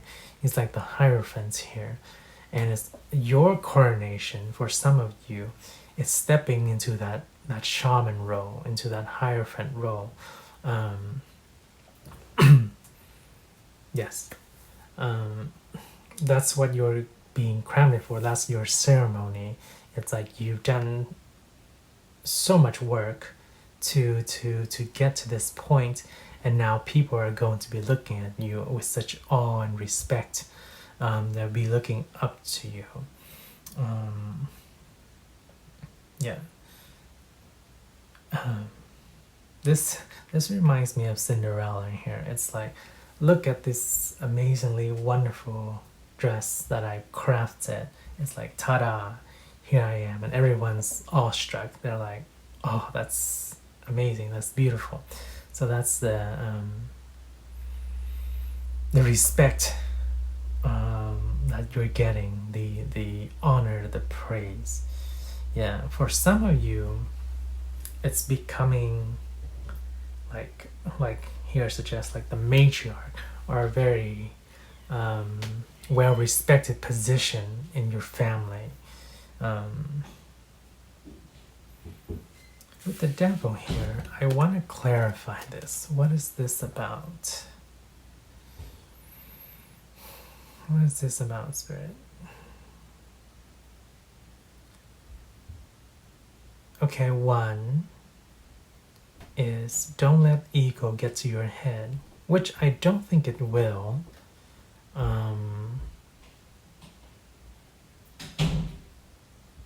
But yeah, with power, with higher positioning and elevation and status, you know, there's the temptation, right? It's easy to be like, oh, I'm in a greater position now with a lot more power, more wealth. I can spend it on whatever I want. I can do it however I want. It's a sense of temptation, of course, but so that's one message, which I don't think will ascribe to most of you here in pile 4, but perhaps for some of you that might be something to watch out for. The other half of you is, or not other half, for the rest of pile 4, it's more like people seeing you. The reason why they give you so much deserved praise is they see you rising above your ego. Yeah. And that's why they're applauding you so much. Because in order to be in a shamanic role, or a hierophant, or a matriarch kind of role, you have to have amassed a lot of wisdom. And part of that wisdom is overcoming your ego to rise above your ego, to acknowledge that you do have an ego, but that you don't feed into it. Wow. Okay. Do we need any more clarification on power number 4's coronation, Spirit? Yeah, you're going to be recognized. You're going to be celebrated. That is part of your ascension. And it is well guarded. It's everyone's praising you for it. Everyone's making sure that the ceremony goes without any hassle. Okay, no, I think we're good. Yeah, so that was your message, pile number 4. Amazing things to look forward to. A lot of respect, a lot of honor, a lot of renown. So if you'd like to share anything about that, I would love to hear it in the comments. But yeah, much praise to you. I almost want to bow to you. Much kudos, much respect to pile number 4 is what I'm feeling for you and towards you. So yeah, with that, thank you so much for joining me and bringing your presence here to your reading today. Um, yeah, remember to shine bright because I think you already do. um, and with that, that was your message. Take care, and if you found it insightful, hit that like button so the message can get to more people. Subscribe if you want to see more messages. And I wish you well, and I will see you in the next reading. Bye, Pie number 4.